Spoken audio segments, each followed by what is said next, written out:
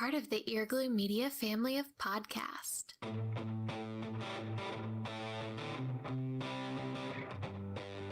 You're listening to the Cantina Cast, your home for thought-provoking Star Wars talk. Join Albert and Jonesy in breaking down the latest news, trailers, movies, and of course, your favorite characters from a galaxy far, far away.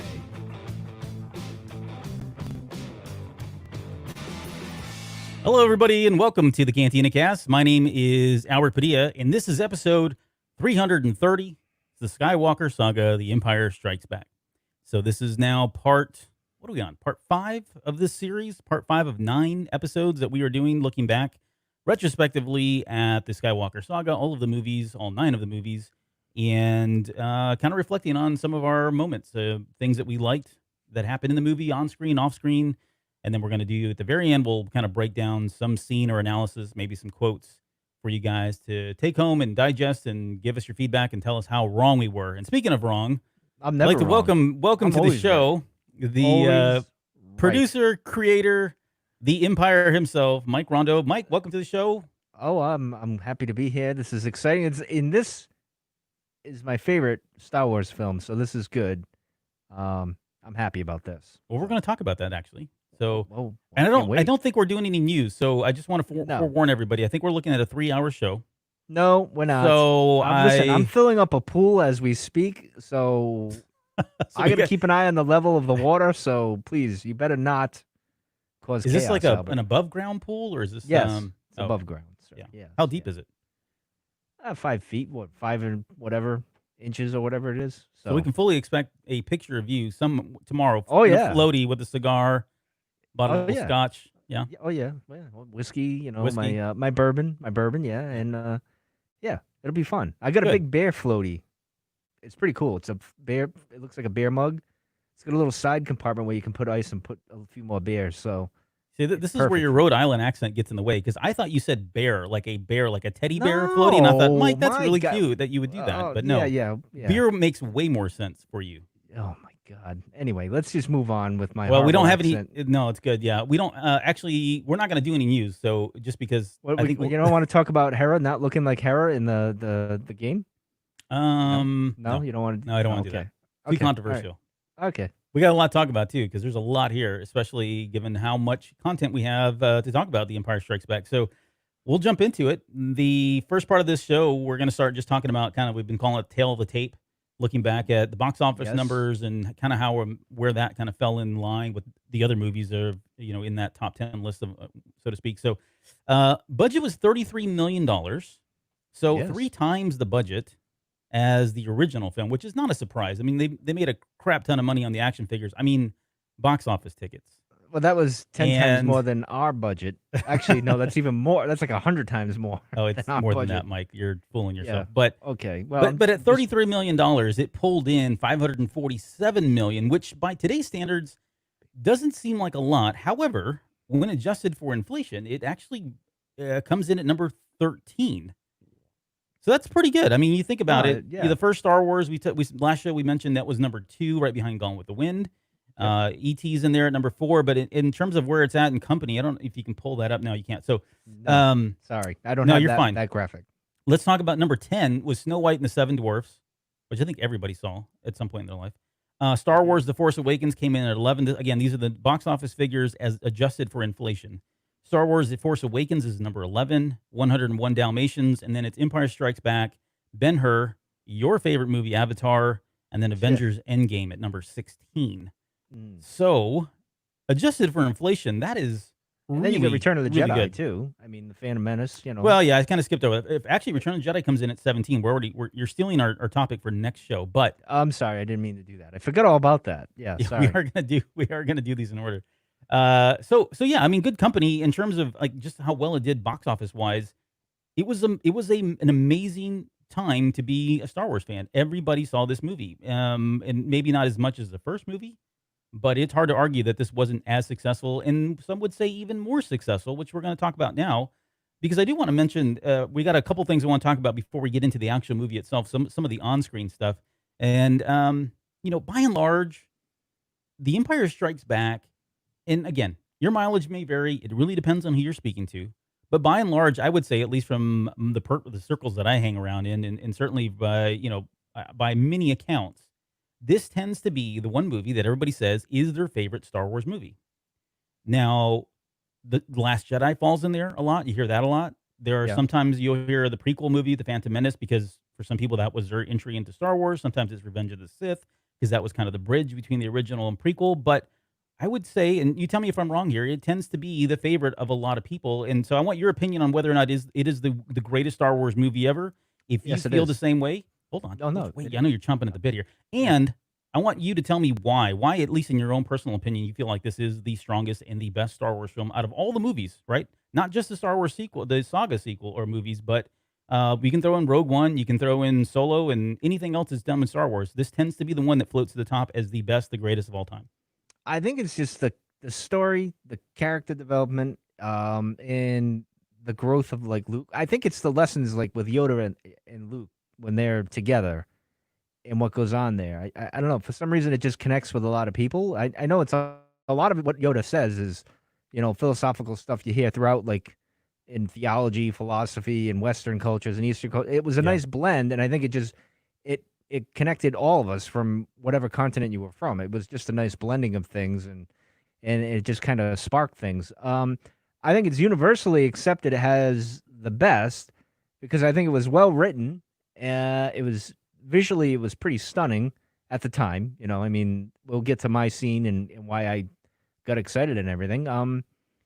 It was just more Star Wars. It was just good. And again, the cast itself was really good. You know what I mean? Like they had in the opening scene, like when they open up, they're all there together, right? And then they part ways. But we had a good, 30, 40 minutes of them together. Right, as a core unit. As a core unit instead of like scattering right away.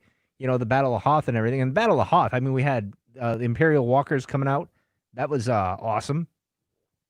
We never saw that before. We they hear the big sounds. And I think the sounds as well in this one just kind of hit with people too, because it just went up a notch from A New Hope. Like it was just different. I don't know. And then of course when we get to Return of the Jedi, we'll talk about that as well. Because but I'll save that for next week. But I don't know. What do you think? What do you think? Why do people universally think this one's the best one? Yeah, I know you agree with me. It's the best one for you, right? I assume. Yes, I haven't changed my opinion since 1980 when I saw this movie. To be honest, it has always been my favorite. It will always be my favorite. So I guess what I'm hearing, and I would agree, at least what resonated with me, and I think what resonates with a lot of people, whether they're a diehard Star Wars fan, and they get into the weeds of all the walkers and all that, but just on the surface, right? Pulling that back just a little bit, you have a movie that you arguably have a number of things in its favor and a number of things that are kind of in their prime. You've got John Williams, right? This is where and I've said this before on this show and many other shows. You've got him doing a score that is absolutely top notch, right? Beginning to end, there's so many themes from the music itself, from the soundtrack itself, that we hear later on in Jedi and then the original trilogy and prequel trilogy, right? A lot of the foundational stuff is created here, as well as the first movie, Star Wars, right? I'm not saying anything there, but definitely there were things in here thematically from a music perspective that were carried on throughout all of the 9 movies and even the other movies as well. So that's number one. Number two, and I'm in no particular order, you've got George Lucas's mind at its highest point. He's introducing things that he just planted small seeds, seedlings for us in the first movie in 1977. And here, this thing has blossomed into this amazing world and this amazing theology and this dogma of the Force and all this stuff, things that we had never really considered or never knew in terms of how deep the Force went and how deep the theology and the religion of the Jedi and the Sith and all of that was, right? We had no idea of that concept. On top of that, you've got actors who in their own rights were all kind of peaking in terms of their performances. And we're going to talk about Harrison Ford because I think by and large, this was, and I'm going to throw this out there, was this Han Solo's movie or was it Luke's movie or was it Vader's movie? You look at Han Solo. Three. Yeah, really. exactly. But you look at somebody like Harrison Ford and you look at his performance. I mean, this is some of his best work apart from I would say Raiders is probably better, but in terms of his character development and how well he performs. Solo's best. It's Han Solo's best when you think about it because the sequel we got nothing really. I mean, other than those few. And what you had your key moment with, like you talk about in the sequel trilogy where, he has the moment with Kylo, right? So there's Right. that. But overall, this is where Han shines. He did Exactly. though, in A New Hope, he did too. Like that was a good intro. At the and very then end. this, Yeah, I mean, he did shine throughout, but it was at the very end where he Yeah. felt he took that next step into a character development. And Yes. here we really see a lot of that. And so, yes, I agree with our buddy Josh over at the Film Appraisers. Han Solo is Han Solo for two reasons. One, Harrison Ford, but then talking about the other things that make this really a great movie and why it resonates with everybody is the writing. So you've got, Lawrence Kasdan and you've got Lee Brackett as the writers, and primarily Lawrence Kasdan. I think he gets all the credit for the writing, but there really were two people that were part of this. But this is so grounded in just realism in terms of the dialogue, right? It feels very natural at times, and sometimes it doesn't. But sometimes a lot of what they say is very natural, and it resonates. You connect with the things like, would it help if I got out and pushed? Okay. Right? That line in the theaters was a huge hit, and it continues to be a huge hit for a lot of people because it kind of breaks that third wall to some extent, right? But yeah, the writing level here is just amazing stuff between that Lawrence Kasdan puts down. As you talk about the relationships that he develops with Luke and Vader, and then with Han and Leia, and the dynamic of all of that. It's just great stuff. I mean, it's really hard to argue that this isn't some of the best writing that we've had in Star Wars. And then on top of that, But you know, you gotta say, all right, now they wrote it and they made it come to life that way. But when it comes to, it goes back to Yoda and Luke in those dynamics and that the mythology there and the theology that's going on there and the philosophy, that was all George, really. I know Lawrence, he wrote it and everything, but George influenced that a great deal. I mean, he's a control freak anyway. You have to imagine he was imposing his will on a lot of that anyway. I think that goes underrated. I mean, I don't know. That's just me. no, personally. I feel like, I don't disagree, and that's why I said I think this is Lucas's prime in terms of his storytelling. Like Yeah, I'm not very good, taking yeah. any credit away from him. He Oh, yeah. laid down all of these things that had to happen. He laid down everything that we see is George Lucas's mind, and that's the huge plus here. The credit to him. I think it's what Kasdan did from a writing style. Someone's got to take that, right? You've got to take those ideas exactly. and those thoughts, and you've got to put them in, translate those into words.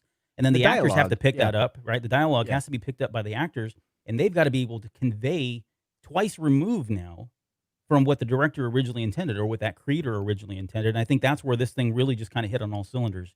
You've got a mastermind in terms of what they're creating and their ideas, their imagination. You've got a writer who's able to translate that into words, and then you've got actors who are able to pick that up and kind of put a nice bow on it and present it to us so that we can relate to it. And we can appreciate it. And I think that's exactly what's happened here. And now I haven't even mentioned like special effects and sound and everything, but Oh, yeah. because in the interest of time, yeah, there are just a lot of things that are pluses and are in favor of this movie from simply just a movie, right? Forget Star Wars, but just as a movie overall in terms of how it's done with cinematography and directing and editing and sound and special effects, it's why it ranks so high year after year in terms of best movies that are out there, and certainly why it rises to the top for a lot of people in terms of the best Star Wars movie ever.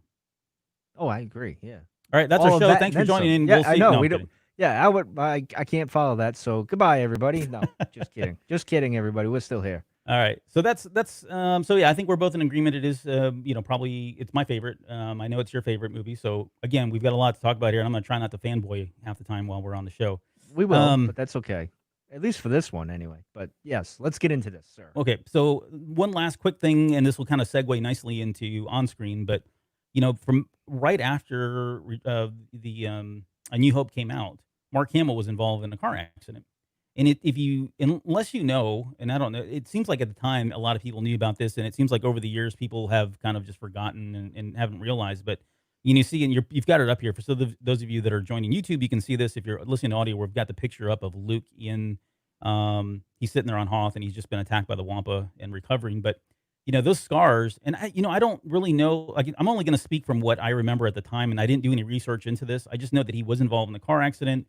They had to do some reconstructive. I think they took his ear, like the cartilage or something. They put it in his nose to kind of rebuild that. And it does, if you look at it, and hopefully I don't ruin it for anybody, but now when you go back and look at Empire Strikes Back and you compare Luke to how he looks there to what he did in A New Hope, you see it. There's something just not right. There's something odd there. And I thought that was always interesting. And again, I don't know which came first. I don't know if the Wampa encounter came before the accident, or was that written as a result of the accident? Well, But I gotta say, I thought Corvette Summer, John. Sorry, put that up there on YouTube or from Facebook. That's a good one. That is a good movie, by the way. It is a great movie. I but love that's that not what movie. we're talking It's a very. about. We should do a breakdown of Corvette Summer. Oh, maybe for Patreon peoples. Maybe we'll do that. So the reason I wanted to bring this up is because I and maybe you know Mike or maybe our listeners know they seem to know a lot more than we do, but whether or not this was actually written in as part of they had to find a way to explain why he did look differently, and I think what they did was great. I think it works really well. It certainly kind of blurs a line, and for the longest time there were a lot of people that didn't know that's exactly what had happened. Now you ask most people, general populace, they're not paying that close attention to Luke, right? But I don't know. What were you growing up? Was this something that you followed? No, remember? Here's the thing. I don't remember this at all. Remember, Really? I was younger. I didn't see this in the theater. So you were I still in diapers. I got it. Yeah. No, well, close, I guess. So I don't remember any of this. I don't even remember my brother talking about it or anything like that. I don't recall him mentioning it or anything. I remember years later, and it might have been after Return of the Jedi, like late 80s, I found out about it. I don't know. This wasn't a thing to me. I remember thinking, oh, Luke looks different, but I'm thinking it's from the Wampa back in the day. Right. But this is very conflicting. This is like a mystery that will not really be solved because George says one thing like, oh, well, I had to, do something because of Mark's accident or whatever. And then it says it was the pickup shots in A New Hope right here. Scenes for Tatooine here. So I don't know what the deal is because Hamill doesn't really talk about it that much. He hasn't really said too much in the 40 some odd years since it happened or whatever, other than I was going too fast and, that was the thing. So yeah, I think it was after know. like some party or something, or I forget Maybe. now. Yeah, that probably was the thing. He done like I was young and stupid. I'm not going to talk about that. It was an accident, these things happen, but it wasn't a big deal to me. I mean, when you think back to it and there was an accident like this and you think, oh my God, like this could have ruined a lot of things had it gone the wrong way. Thankfully, it did not. And Mark survived and wasn't really that badly hurt. But yeah, I don't remember much of this other than finding out years later and then be like, oh, all right, well, yeah, kind of. You can kind of see it. But I don't think it's as dramatic as everyone seems to think it is. I don't know. Maybe it's just me. Maybe I'm a goofball. I don't know. For me, it's not jarring, but I can see the difference in terms of what he looks like in Empire versus how he looked in New Hope. But is it because he's aged a few years here? Well, is part of it, but I mean, he didn't age. I mean, 3 years. I mean, and he's pretty young. He's from Tatooine. I mean, those are rough. The sun. You know how the sun. Here comes a dig on Owen and Baru Lars. I mean, I don't know. I can somewhat see it, but all right. Well, we're not gonna. We don't need to beat a dead horse. We don't here. need the face dissection. Let's go. Come on. Let's do the walking sticks. Now we get the face dissection. Wonderful. Yeah. We're going to continue to break down faces of all our characters tonight. So this is going to be on a greatest hits, I can tell all you. Right, but go ahead. Let's get into the actual movie and kind of a general. There's 3 general bullets I want to talk about in terms of The Empire Strikes Back before we get into the very specifics of some of our favorite scenes and moments or more memorable moments in the movie. But and you kind of touched on this earlier, like. One of the compelling reasons why this really catapults Star Wars into the next level is because, if you think about A New Hope, we were, for the most part, landlocked on Tatooine for the beginning of the movie. We got off of that. We went to the Death Star, and we got to see Yavin, but that's pretty much it, right? The locations weren't really varied, and there was a lot of reasons from a budget perspective and special effects. They couldn't do a lot of that stuff. We get to Empire Strikes Back, and we're thrown into a completely different world. Like, we're thrown into this white world, right? And it blows your mind. Especially coming off of don't get me wrong, special effects, right? They were up against a hard rock place here because anytime you do anything that's white like that, it exposes a lot of the special effects, right? So credit to them for pulling that off. But if you think about coming from Tatooine to Hoth, it's literally night and day. We're going from a hot desert planet to absolute zero in terms of weather and the look. On top of that, we got Dagobah, which was just this swamp that you would never really have thought would be, the place that a great Jedi warrior, I'm using warrior because we'll talk about that here later, but you wouldn't expect somebody like that to be living there. Yep. And that was very different. It was very different than we had seen before in Star Wars.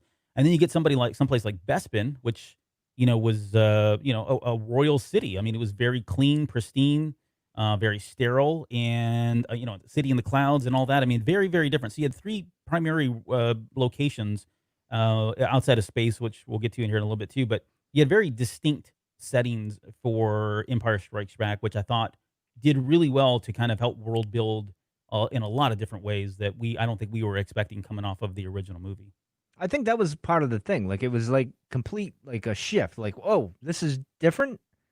Still Star Wars, but it's different, and we're, we're not on Tatooine anymore, really, Right. right? We've kind of taken that large step into the hero's journey here, because everything's going to get a little darker and murkier, and I think that's why it kind of hits a chord with everyone, because we all get that, we all get that moment in life where we're down in the dumps, and then before we rise and all that stuff. So, yeah, I think that part of it, and like I said, special effects wise, you see the Imperial walkers coming, you hear the sounds, and then there's a white background. Now, how many people would do a white background and put characters in white, right? Like the stormtroopers, the snowtroopers, the rebels, they're in white as well, and you're filming all this. But to credit, the sky was bright blue and everything, so it kind of, and not on top of that, Luke has a blue lightsaber as well. Like, visually, it was a challenge to pull off, and they pulled it off. That's kind of where I was going with this, but yeah. Yeah, no. So that's the first bullet.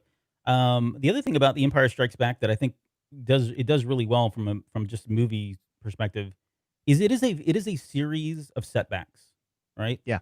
And I think what coming out of a New Hope, and this is kind of where I think George Lucas tends to kind of flip things on its head.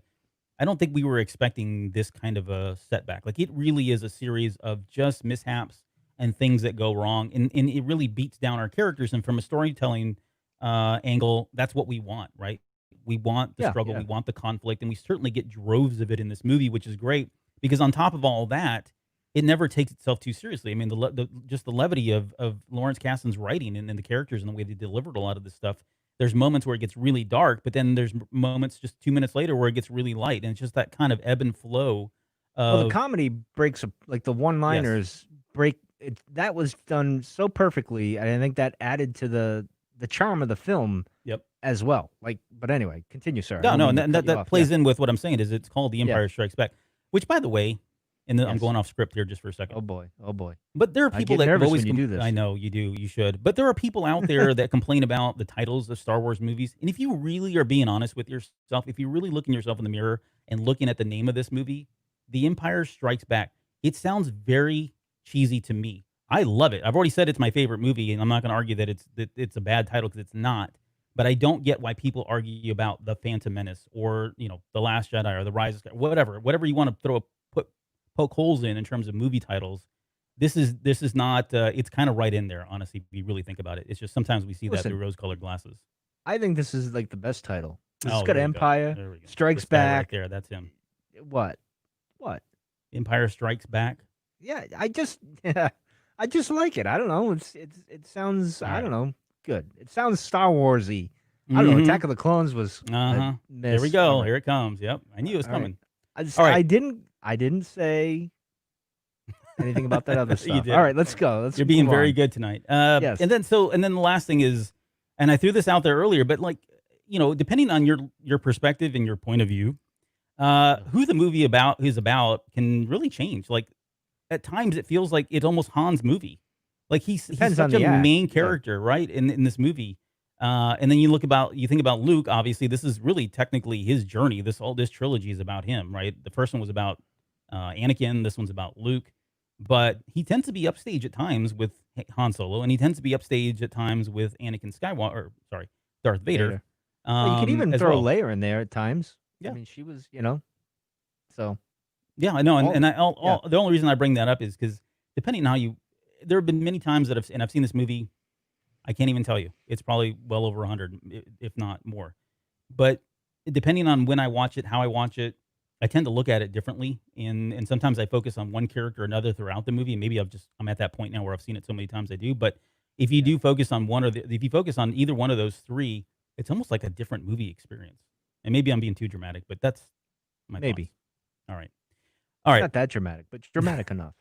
Okay, so we're gonna break with the last 4 movies in terms of how we broke them down just a little bit, not too much, but this one felt like it's very serial in terms of how it's delivered as far as locations go. So I thought rather than trying to go through each moment and jumping around to different locations, we would just break it up by location, if that makes sense. So we're going to start with Hoth, Sure.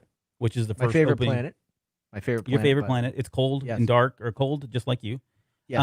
But Hoth, so there's a lot to talk about here, and we don't need to get into everything, but I think some of the key moments in this is we finally, out of the gate, we get some insight into the relationship that's been developing over the last couple of years between Han and Leia. And this becomes a focal point. It becomes a center point. It becomes a cornerstone for Star Wars in a lot of different ways, especially once we talk about sequel trilogy. But their chemistry and the romance between them and the way those lines were written, I think, is some of the best stuff that's out there, honestly. Oh, yeah. Again, taking away the Star Wars, you pull the Star Wars title out, just those two on screen and those two acting is really amazing stuff. And I want to ask you, one, do you agree? And two, how much of their relationship off screen do you think played into a lot of this? Yes, I agree with you, and I'm going to say a lot of it played into it because there was that, they did, have their fun with each other, and they kind of went separate ways, and I'm sure that tension was there.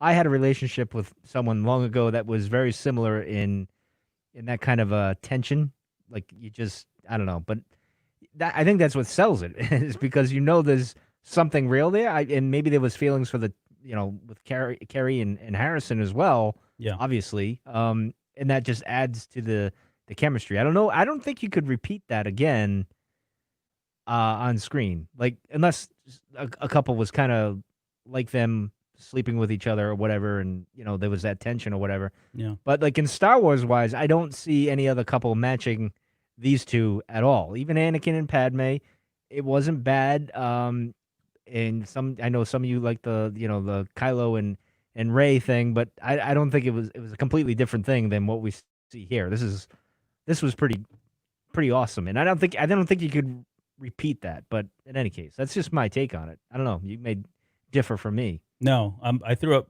Fan Solo's response because that's how I felt right now. Just stop getting mushy there, will you, please? You're kind of embarrassing me here. No, I agree. I think a lot of what they were doing off screen probably spilled into these characters, and it probably helped them to kind of have some natural chemistry on screen.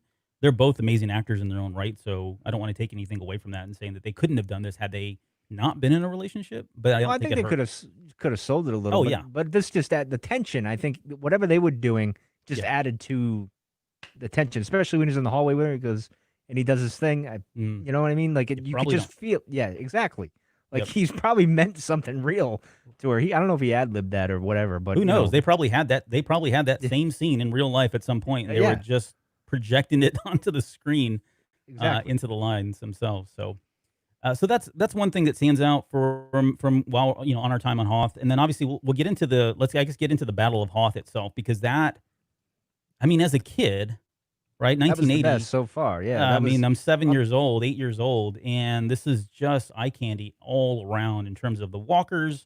Just the walkers and the ATSTs and like you said, the snow troopers and their look. The AT-AT drivers, which I always thought was a cool character design.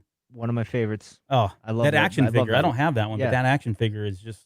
I mean, when you had to go and pick your team of who you were going to play as, that guy and Vader and Greedo. There were a couple other ones that were just staples. You try to get it before anybody else picked them. But what's funny is I like the AT-AT driver over like the TIE fighter, but my favorite color is black. You think I would have went with the TIE fighter, but the AT-AT or Imperial Walker, if you will, the pilot or whatever you want to call it, I like that figure better. I don't know what it was. It just seemed cool, and of course the walkers themselves. I mean, I have the giant walker downstairs somewhere. It's over there somewhere. But one of my favorite toys of all time was the walkers itself. I don't know. It's awesome. Yeah. I don't know why I like them so much, but I do. I mean, that was the best part. Like that opening battle up until, I guess, the Revenge of the Sith. It was really like the big battle for me. I mean, that's the one I really liked. But I don't know. I mean, Geonosis was something pretty good, and the fight on Naboo and all that wasn't bad too. But in Return of the Jedi, it was all right. It had key moments. But we'll talk about that next week. Anyway, yeah, sorry. No, I agree. It is an amazing battle. We've already talked about, visually the things that we saw that we had never seen before, like AT-ATs or AT-ATs, as we call them. It's Imperial AT-STs, Walker, really. Imperial Walkers have entered the base. Imperial Yes. Walkers have entered the Yeah. So those were great. We got to see Luke ignite his lightsaber, and not for the first time. Well, was it the first time? I mean, the first time he used it in action. How about that? Because he did ignite it when he was doing his training and all that, but this was the first time he actually ignited the thing. And in anger is what they say. Well, maybe not anger, but I mean like in battle. In battle, yeah, he's definitely in battle. But getting to see him use it, and then the way he used it as well. There's no way we know unless you talk about Dark Empire, but there was no way he was going to take an AT-AT on by himself. So what does he do? He uses started a debate in the chat room. I'm sorry, like we got them all fired up over what do you say? AT-AT, AT-AT, Imperial. Just say Imperial Walker. It's the neutral thing to say. Anyway, sorry, Albert. I don't mean to interrupt you. Yes, you're right. He did ignite it in Ben's house, but we're saying this is the first time he actually used it in battle, outside of a training droid. But getting to see him do that, expose the belly of the beast, and then throw that thermal detonator in there and take down an AT-AT, which was awesome. Was one of the coolest scenes in the movie with the smoke coming out of the head and falling down. That was pretty cool. You know what I didn't understand is there's one moment in there. I don't know if it's in that one or when they take it down with the tow cables, which again, very cool visually, practically. I don't know if that makes sense, but whatever. They take down the AT-AT, and that Hoth, the rebel trooper on the ground's like, "Come on!" He tells everybody to rush, and then the snowspeeder comes by and shoots it, and it blows up. I'm like, what were they doing? Yeah. Well, anyways. My biggest thing is like you just happen to have tow cables on the fighter. You just happen to have harpoon cable. You know what I mean? Like where'd that come from? You're destroying the magic of Star Wars. I'm just saying that was one of those. It's one of those things that we've talked about throughout our little journey here, Albert. That has been one of those things that like you see it and you're like, oh, what? Really? Like out of nowhere, you just come up. I get where they were going with it, but it's like, really? Why would you normally have that? You all of a sudden, but anyway, I don't want to make a thing out of this, but I'm going to turn it into something. No, but I mean, from just the visuals and it's one of these things that we can relate to. We can't relate to lightsabers because we don't really see them. We can't relate to laser bolts because they weren't really around at the time. But tripping somebody, right? Wrapping something around somebody's legs to trip them, like, oh yeah, totally see that. I can connect with that. I know exactly what would happen, and it looks like we would expect it to look when that thing goes down. It looks like we would expect it to look. Well, it's very George, right? A practical way to take out the big lumbering mechanical beast like he did on Endor. He did this kind of the same thing. Throwing rocks. Yeah, exactly. But I can't wait till next week. But anyway, it's kind of the same thing. It's very George. I'll leave it at that. So. Yeah. All right. So I'm trying to think if there's anything else. Beyond that, they get away. I mean, there's that moment was really cool seeing them take down or shoot a Star Destroyer with the ion cannon and all that. But that was a really cool scene. That was an underrated scene because everything was going on, and then that one happens, and you see the ship just kind of falling. That's pretty cool. But anyway, continue. I always felt so. I had a friend of mine growing up, lifelong friend, and she had a sister. And anytime they played Star Wars, there was only two females at this point in the movie. Right? You had Leia, so they were always vying for who was going to play Leia, and then whoever didn't get to play Leia got to play the lady that fired the ion, the one that has the line that says "Ready Ion Control" or "Cannon Fire." Yeah, and that was it. Like that was the extent of women in Star Wars at the time. So, anyways, I just want to throw that out there. Yep. But let's talk about the Wampa. Yes. Here's one scene that we talked about, and we haven't. We're gonna. I've got other moments throughout the show tonight that I want to talk about the 97 editions, the special editions. Here's one that I did feel like what they added provided a little. It was good. It was good, right? Yeah. Good value. Because in the original cut, you know what was weird? Oh, go ahead. No, I know you're mad at me because I'm interrupting you. But when they showed his arm come up, right? It happened so fast in the first one. I didn't see the little pole that it was on until they showed it, like in the documentary. I never noticed it until they pointed it out and they fixed it. I'm like, really? I was so blind to it. I just wanted to mention that. But yes, I do agree with you. What they special added edition was good. Yes.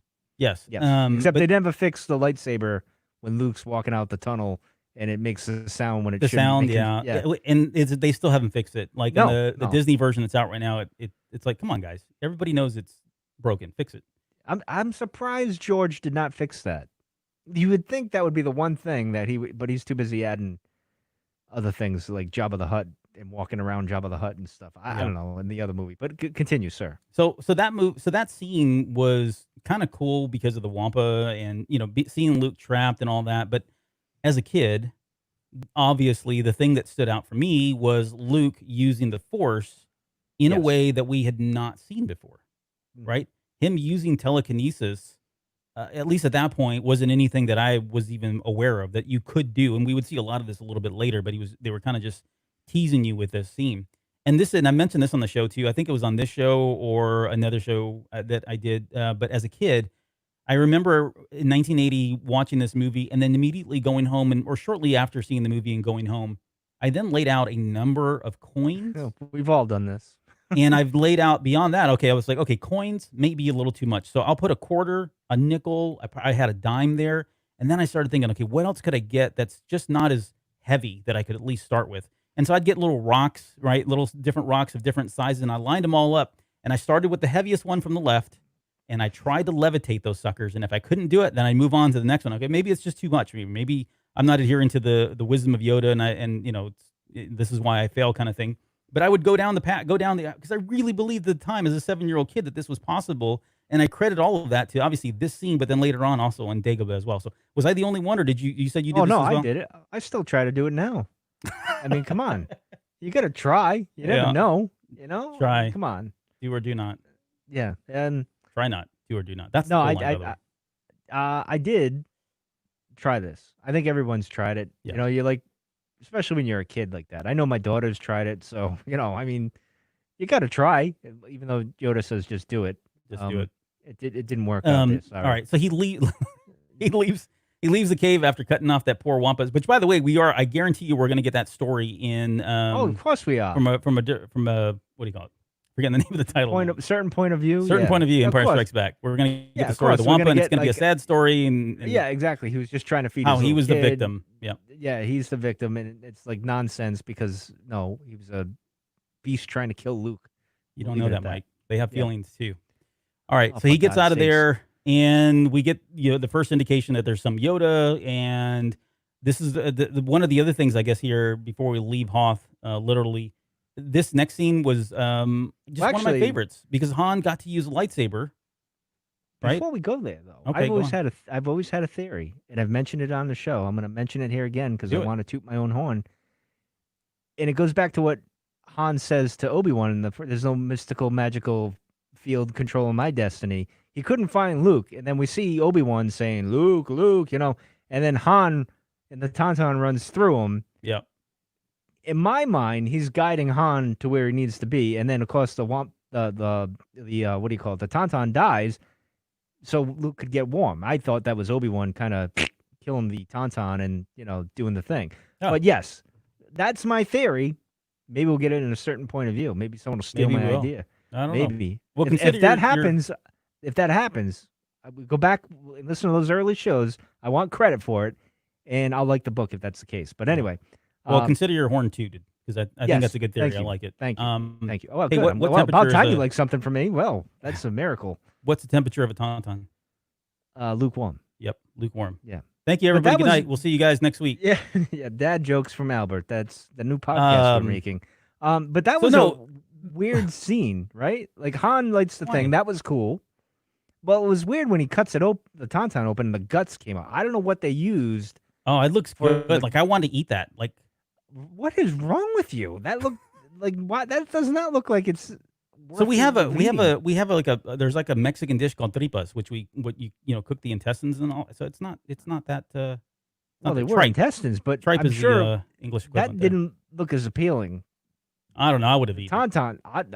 Well, no, we're gonna have. I've eaten a lot worse. I want to know what they made it out of. I've never found what they used for that.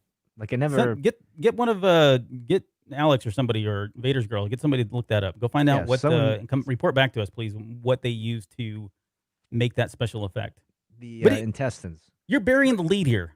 I'm sorry. I'm sorry. The important part was that Han Solo was using a lightsaber. That was the cool thing to me. Yes, it was. It was. And it's the tradition of the Solos using lightsabers. You've got now Han using one, you've got Kylo using one, and you've got Leia using one. Technically, yes. What do you mean technically? He did. He used it. He turned it on. Yeah. All right. Okay. Anyways. Yeah. Let's move on from Hoth. And let's talk about the asteroid field. Because and this is kind of it's going to encompass a couple of different things, but the asteroid field, there's a lot that happens throughout, so we couldn't really touch on everything. But this is where the music stands out a lot. See, and you hear the music. I don't like the score for the asteroid field. I don't like that. What? Yeah, this is the one that just doesn't do it for me. I don't know why. I know it's odd. Don't get me wrong. It just doesn't. It's not odd, Mike. It's wrong. I don't understand. No, I don't know. I mean, I get it. It just, I don't like the big, I don't know. That one you don't like? Yeah, I don't like that. I don't know why. I'm weird. I do. What can I say? And not only, I think the odds are a little too low for that asteroid field. 3,720 to 1? Yeah, I think that it should be higher, or lower. I don't know. I just think that, anyway. Let's move on. He's crazy. Don't listen to him. Anyways, nitpicking over things. I'm nitpicking over my favorite movie. I don't know why, but anyway, let's move on. But the music is amazing here. When they get into the actual, there's a lot of tension here. There's a lot of suspense, even with the asteroids and flying through and the special effects. So credit to all of those guys for doing this because they really kind of immerse you in that in what's going on. But when they get into what we think is the cave. And turns out to be that space slug thing. That itself was really cool because, again, it's just these things that they throw at you that you weren't expecting. And there's one little thing that I really like a lot about that scene in particular when they go into the cave. It's the headlights coming on the Millennium Falcon. Like, they didn't have to do that. But it's like someone, like he just turned, hit, and I always thought it would be like the high beams. Like he's clicking them down at the bottom with his left foot. You remember where they used to be before they modernized cars and vehicles? That's what I always pictured. He's just clicking that little button down there and turn the headlights on, the high beams. Yeah, I'm not that old, man. You are, but no, you are. But in any case, no, but that was funny. And did they do that in the sequel at all? Did they show the lights? I don't think they did. No, I can't think of a reason. I can't think of a scene where they would have had to have the lights turned on. But anyway, anyway.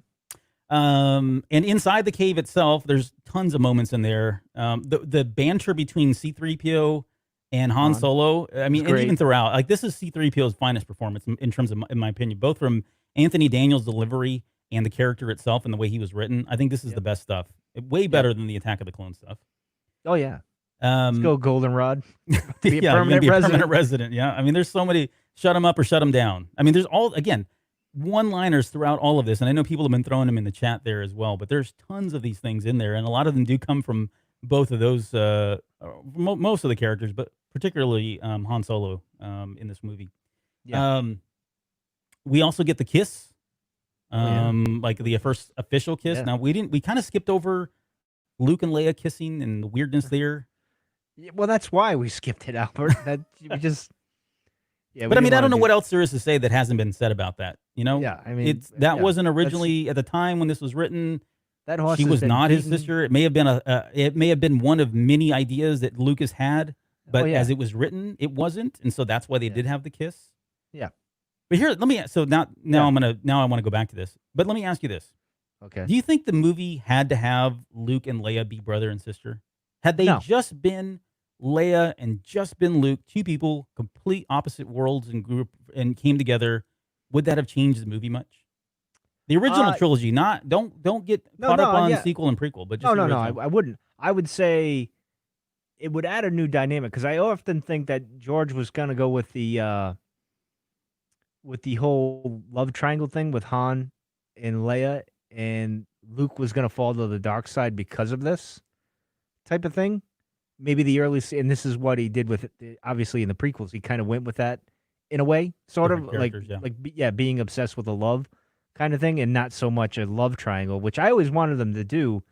When we get into the sequel trilogy and we would discuss it, what could they do? We always wanted that kind of that love triangle type thing to add to the tension or whatever, because it hadn't been really done in Star Wars. I think Lucas was thinking that because you have the dialogue with Luke and Han when they're in the the Falcon, and she goes in the back and she says, "What do you think, a guy like me?" And that whole thing, that line there.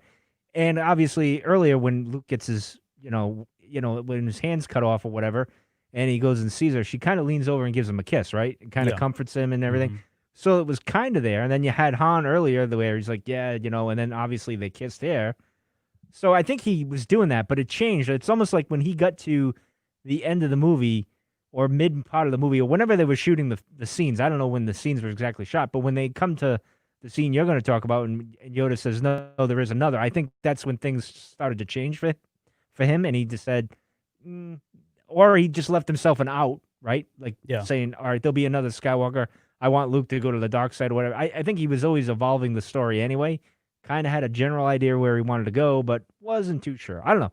What are your thoughts on my thoughts, sir? Good, bad, indifferent? I'm an indifferent. Idiot? What? No, okay. I don't disagree with any of it, and I think you're right, 100% right. I think that's kind of where his head was at the time. I guess the question was whether or not you felt like that had to happen, and I don't think it had to. I like it, and it's easy to like armchair quarterback this now. I think it was the right decision, but could the story have stood on its own had they not been related? Yeah, would it be a different story? Absolutely. Yeah, that's basically my point. It would have been it would have went that way. Yeah. Would we like it as much? I don't know. We'll never know. I don't know. I mean, right? I mean, we can't. We got what we got, and I think it was almost perfect. So, I'm fine with it. Yeah.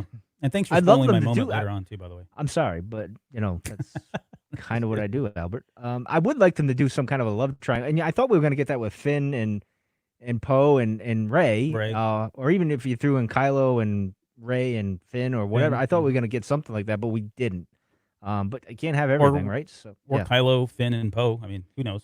Well, whatever your flavor is, that's fine. That's fine. Yeah. All right. So, anyways, the kiss. That scene was obviously very memorable between Han and Leia, and just leading up to it, and how intimate it was. And then, I always joke that C-3PO plays the kid in that scene, because if you've ever been, always one kid usually walks in at the most inopportune time and ruins what you're trying to do, right? Whether you're male or female, and that's kind of 3PO, which is great. Like, again, that's yet another example where I felt like you were able to relate to it, and I relate to it now as an adult and being married and having kids more than I did as a kid at the time. That scene is infinitely more funny because I'm like, crap, been there. But C-3PO was very much like you said, the kid, where the kid's oblivious to what was actually happening. You think it's just a normal thing, but then when you get older, you're like, oh. I did that. Oh, I'm sorry. Yeah, sorry about that, Mom and Dad. Exactly. Didn't mean to see that. Yeah, but I stopped another brother, so we're good, right? Right. So I don't have to worry about that. But anyway. All right, so another scene from, I guess, kind of in the midst of this period of the movie, we got to see Vader without his helmet. That was a big moment. Which was a huge moment. That was big, because I thought maybe he was more robotic than really... I didn't think he was... More machine than man? I didn't think he was a man, because... like C-3PO and everything, I'm like, well, maybe he's like Grievous, basically, or not even just all machine. And then you see the head, you're like, oh, I wasn't really, because I was young. I'm trying to put it together at that point, and then all of a sudden it's like, oh wow. Yeah, for me it was cool. For me, and I, looking back, and I probably wasn't this insightful as a kid, but the line of he's more machine than man. You look at Vader and you see the parts of him that look machine. His arm or his chest and his head look like the machine parts. Everything else on him looks like it's human. He's got gloves, he's got legs. Yeah. Nothing else that would really lead me to believe that he was machine. And so that kind of threw you for a loop here, that his head actually wasn't a robot. It was actually human, and there was something wrong with him. It was obviously something very wrong with him, which made you wonder what happened. And of course, we would get more of that later on in in the next movie, and then obviously in the prequel trilogy, we finally exactly find out what happened to him. But yeah, that was a pretty deep and big moment. And I think what really sells this scene too is Piet's look as he walks in and sees it. He's almost kind of like grossed out, or he's like, oh man, that guy's got a bad haircut, man. Woo. Yeah. I think that's really what sold it, because he was kind of seeing what we saw and probably was expressing what a lot of us saw in the theater and what we continue to see, because it doesn't look, he doesn't have a pretty head by any means. No, unfortunately. So anyway, small moment, but pretty huge. Yes. All right, let's talk about a really big moment for me. And that is when the Emperor reaches out to Vader and Oh, tells yeah. Vader that there's, basically they pick up the signal and says, hey, the Emperor wants to talk to you. He's on FaceTime. Go see him. And Vader goes and does this whole kneeling thing. Okay, so there are a lot of Yes. things that happen here that are just kind of like, what? Vader first off, Vader saying, move the ship out of the asteroid field. Yeah. I want to make sure I have a clear connection. All right, that's obviously a sign of respect, a sign of, look, I don't want anything to happen here. Call it fear, call it subordination, whatever. But it's super important to him that he has a clear signal, number one. Number two, he takes a knee. Yep. Right? Vader, at this time, what the, who is that powerful? And then just seconds later, he addresses him as my master, and he's got his head down, he's bowing. Yep. I mean, this is all just kind of like, just really blows your mind, given what we know Vader to be from what we saw in A New Hope, and then all the moments that lead up into this. Because remember, up until this point, he's been exercising the Imperial career path of just people dying left and right, and so you just kind of move up the chain, the chain no there, one's standing right? in my way. And he's just slaughtering people left and right, and then you've got him like this, just completely humbled. That's what we think, anyways, right? We understand there's probably a lot more to it now, but anyways, and then we get introduced to your model citizen, the Emperor there. My role model. Yes. So we're going to talk about the special edition here in just a second, but just let's talk about the Disney Plus version, or the was it Disney Plus that came out? The Blu-ray version that had the first Ian McDiarmid doing Emperor? I thought it was a special edition. No, Was it special edition? Maybe, I don't know. It's all fuzzy now with there's so many changes.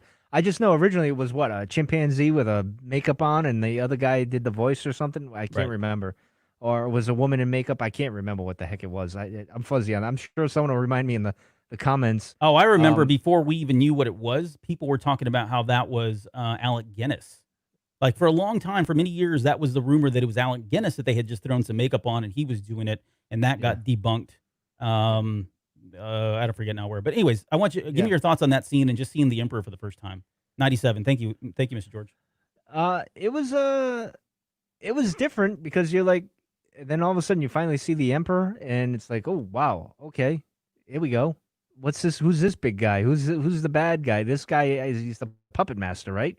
And all that mystery, and you didn't even know much about it. You just know he was a looming.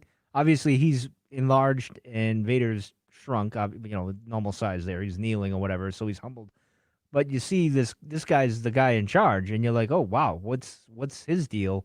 And we still don't get a lot. And even in Return of the Jedi, you don't get all that much, which was done very well. It was kind of like there's a lot more mystery with him, and of course things changed once the prequels came and the sequels and everything. But there was a lot of mystery with that character, and an endearing one, especially with Return of the Jedi and with Ian and what he delivered there.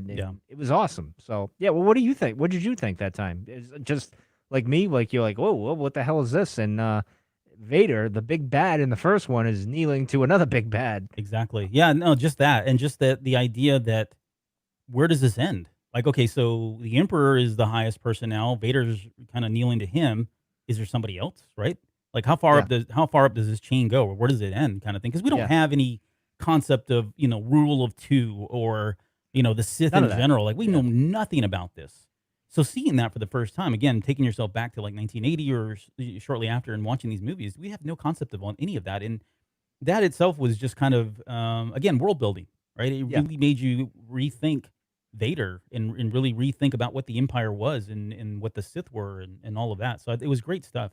I want to say one thing quickly too, because on the special edition version of this, they did make some significant change, and maybe it's not significant, but I think it does change the narrative just a little bit in terms of what they said. So the original one, the original dialogue from 97 said, "We have a new enemy, Luke Skywalker," and he says, "Yes, my master, he could destroy us," and that's really it. All it says, "We have a new enemy, Luke Skywalker." Then now remember the son. Yeah, and prior to this, we don't have again prior to this, at least in the movie, we don't know the relationship between Luke and Vader, right?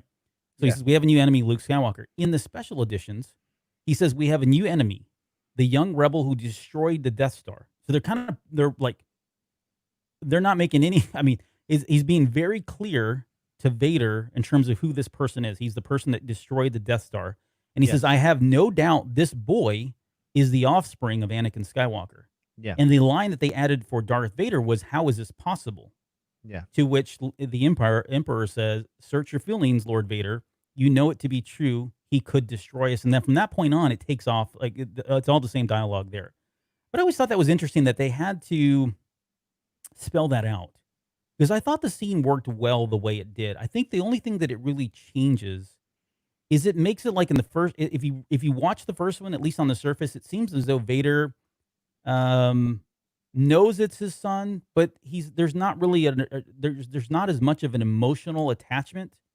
And this one makes kind it of like I sound don't like, care. yeah, it's like, okay, it's my son, not a big deal, right? It makes it more callous in terms of who it is.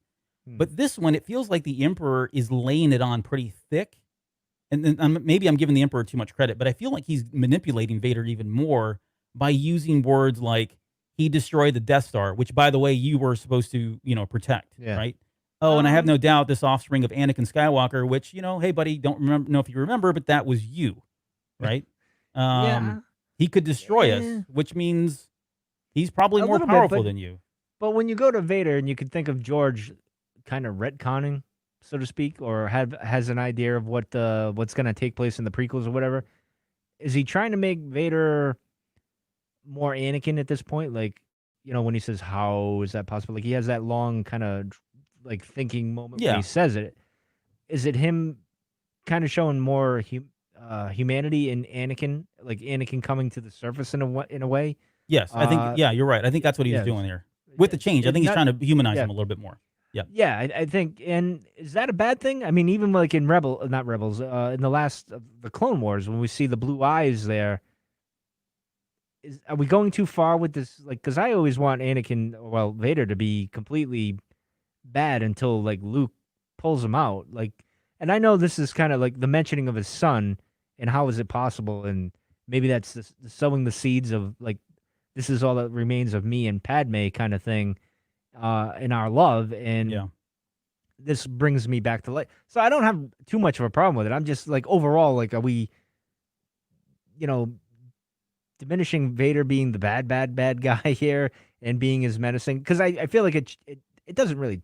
I'm not saying it's cheapening Luke's rescuing of him or saving him. Yeah, but you kind of want it to be almost like this impossible task for people trying to bring Anakin back, but Luke's the only one that could do it.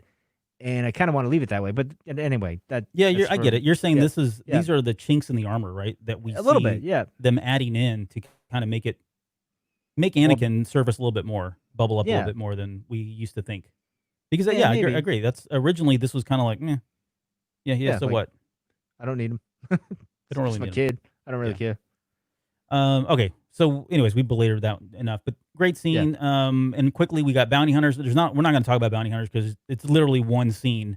And again, we didn't. Cool. It was the first appearance of Boba Fett, right? Yes. Technically, yes. before the special editions on screen. Yes. On screen and before the holiday edition or special. Yes.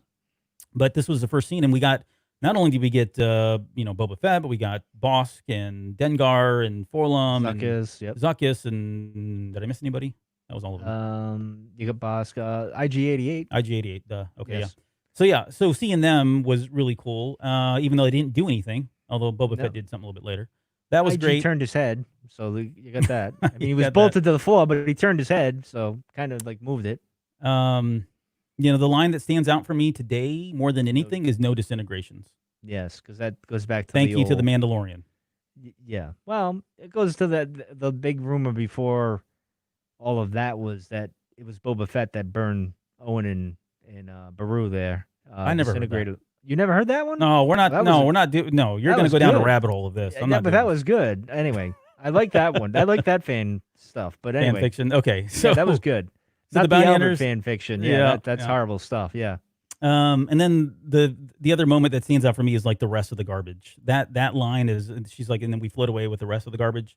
Yeah. Again, just great stuff from a very small, very innocuous kind of moment, but I think it's great. Great writing there. And then just the way they were able to latch on, the way they escaped from all of that, and then we get the Boba Fett following him, which is seeing Slave One. Oh, I mean, get out of here! Yeah, the sound of Slave One.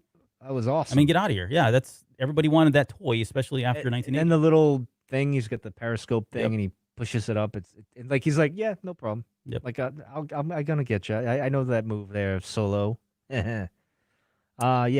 Okay, we're gonna move on to where we'll spend the next hour, and that is going to be Dagobah. Oh, well, Dagobah. No, you were jumping ahead. Sorry, too far. I'm jumping over things. We'll kind of jump back and forth, honestly, between these because they do kind of run in parallel a lot. But I do want to just kind of compartmentalize Dagobah for a little bit here.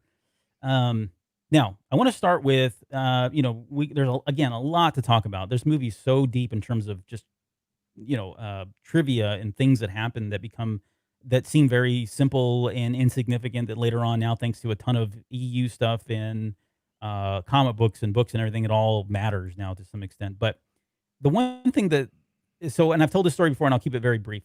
When at one point I worked on at SeaWorld of Texas, and I would go out with this crew every morning. We'd get up at like 5 a.m. and by 5:30 we were out there was like 5 of us, and we'd go out and scrape wax off these bronze statues. And I swear to you, I did this for 3 months straight, 40 hours a week, scraping wax off statues because they would apply a new layer of wax on there to keep them from turning green. These are the copper statues, okay? That's not important. What's important is, seems like it now, this group of people, we would do Star Wars trivia and Star Wars theory all day long. And this was because there was nothing else to pass the time. We didn't have phones. We couldn't bring music. There was no radio. There was nothing else. We had 5 of us all huddled around a copper statue, scraping wax off of it, and had nothing else to do. And come to find out, we were all Star Wars fans of various degrees. And so we would sit there and talk about Star Wars trivia, try to challenge each other, try to trump one another on certain things, and then we would just theorize for the rest of the time that we had. And one of the things that we went back and forth on was this line of, there's something familiar about this place, right? In the theory that I had, and I call this Albert's 1994 theory because that's kind of where this originated, but I had, and mind you, this is before the original trilogy, so don't at me anybody, please, or before the prequel trilogy. But one of the theories I had from this line was that at some point, when Luke and Leia were somehow taken from Obi-Wan Kenobi, that the first thing he did was go to Yoda, because Yoda was already hiding. I didn't know what had happened, and somehow was going to deliver the children there. And so Luke and Leia had visited Dagobah prior to them being separated, and Luke going to Tatooine and Leia going out to Alderaan. Yeah. And so that was my theory. It was like a prevailing theory. I had it publicized, and that wasn't mine. That wasn't my. But that's how I rationalized this notion of that there was something familiar about this. I took it from a literal standpoint that there was something familiar. I've got different theories as to what that is today. But what was yours at the time? It was just what he says, something out of a dream. I assumed he had like some kind of a vision, and then it goes back to, if you watch the first animated series of the Clone Wars, where Anakin is with Qui-Gon on Dagobah with the tree and has that vision or whatever. I think that's kind of what Luke happened, basically. Yeah. It's basically that, and Lucas recycled that idea at that moment for that. That's how I took it, only because of what he said. It's like something out of a dream. It looks familiar. Okay, but what were you thinking in 1980 or 1983? Because you weren't thinking that. Were you? I was thinking he was dreaming it. Like he was like, oh, look at you, you're so disgusted with what I said. You're like, you're so full of it, Michael. No, I'm serious, because he says something out of a dream. So in my mind, it's just like you and I dreaming of some place. You don't know what it is, and then when you get there, you're like, oh, it's like deja vu or something like that, and you're like, I've been here before. Yeah, but you really haven't. Anyway, that's kind of how I took it. Yeah, well, you were right. I was wrong. Because that's kind of where my head canon today, or at least I wouldn't call it head canon. But that's where it is. It was the Force. It somehow allowed him to see that place. He probably had a dream, or he had a vision that he wasn't able to kind of like Rey. Yeah, exactly. So. He'd seen it before, felt like he'd been there before, but wasn't really sure, kind of thing. Yeah, I get it. That's exactly probably what happened now. But anyways, more importantly, let's talk about Frank Oz and Yoda.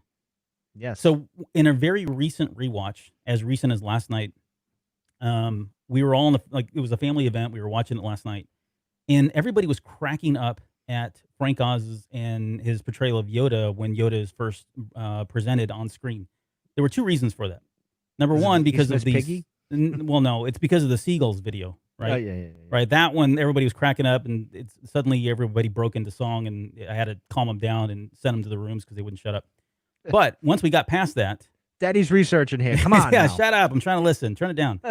But once we got past that, the other thing is Frank Oz does some really great stuff, and the puppetry work is pretty amazing, I think. It's like, I mean, it's a puppet, and you hear the stories when, if you go back and look at, you go back to George, and he was nervous, and Frank Oz even has said, Frank Oz, I mean, and there's a story out there where Frank didn't, he wanted to be the part, and George is like, really not the guy I'm looking for. He wanted Jim Henson to do Yoda.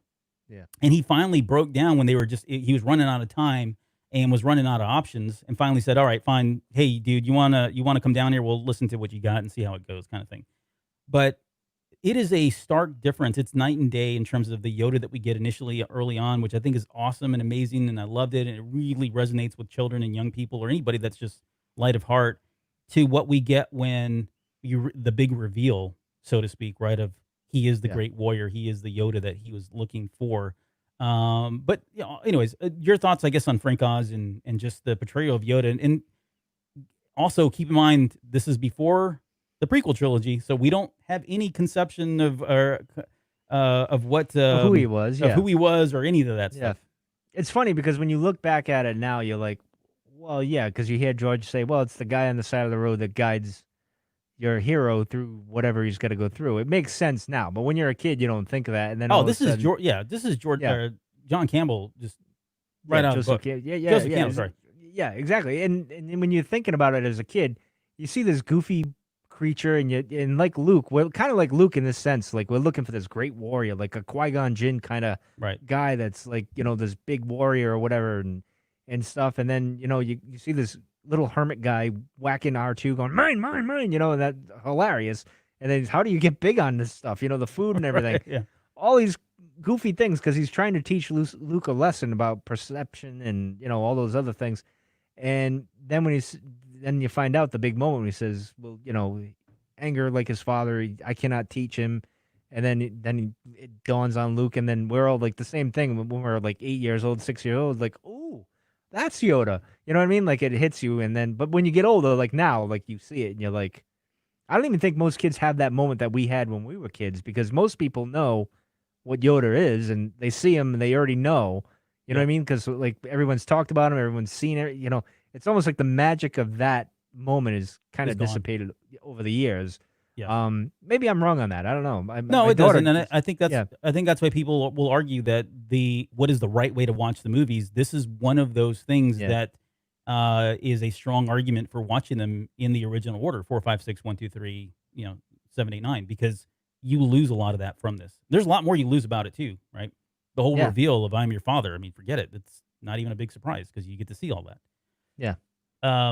Okay. So we're talking about Yoda, and I guess the next part I want to talk about, and there's a lot here to unpack, and honestly, we could do multiple shows on this. Well, we're not doing a 2-hour show. We're not doing but we're not going to do a 3-hour show. We're not doing 2. Yeah. 3, exactly. No, 3. But we're 2. Yeah. The number, I guess, the wisdom of Star Wars really shines here for the first time. Yes. You get, and I think that's why it's so special. Yeah. Yeah. You get a little bit from Obi-Wan in the first movie, right? But this is personal. This is personal, and it gets really deep. And there are so many things that build upon just these very small 1, 2, 3 lines that Yoda speaks, and there's so much here, again, that we could break down. But so for example, but beware of the dark side, anger, fear, aggression, the dark side of the Force. That eventually would become what we know to be like the Sith Code, right? And when we look at the Jedi Code itself, those two things spawn from this just these couple of lines right here. I mean, they took it to the next level and evolved it in a lot of different ways. But this was our first insight into what the Sith was, because again, prior to that, we just didn't know anything about it. We just knew that he was the Dark Lord of the Sith, whatever the heck that meant. The line of, if you start down the path, forever it will dominate your destiny, consume you as it did Obi-Wan's apprentice. That line means something completely different today, having seen the prequel trilogy and the Clone Wars. Yeah. I mean, it's night and day. And on the surface at the time, not a whole lot there, but it's like, whoa, okay, there's something there. Luke arguing, or at least trying to understand about, when he'll know between the good side and the dark side. And he says, you're at calm, at peace, passive. A Jedi uses the Force for defense, never for attack. And now when I see and hear that line, I think of Qui-Gon Jinn. I think of your moment from the Phantom Menace that we talked about, right? Yep. He was passive and he was calm, he was at peace, and in arguably a very tense moment, one that he probably shouldn't have been. But that is, here's where Very that seed was stoic. planted. Yes. Yeah. He was being a stoic there. Very good stuff. And then just quickly, unlearn. You must unlearn what you have learned, right? That is textbook philosophy, and really, changing your mind and developing and maturing and that kind of thing.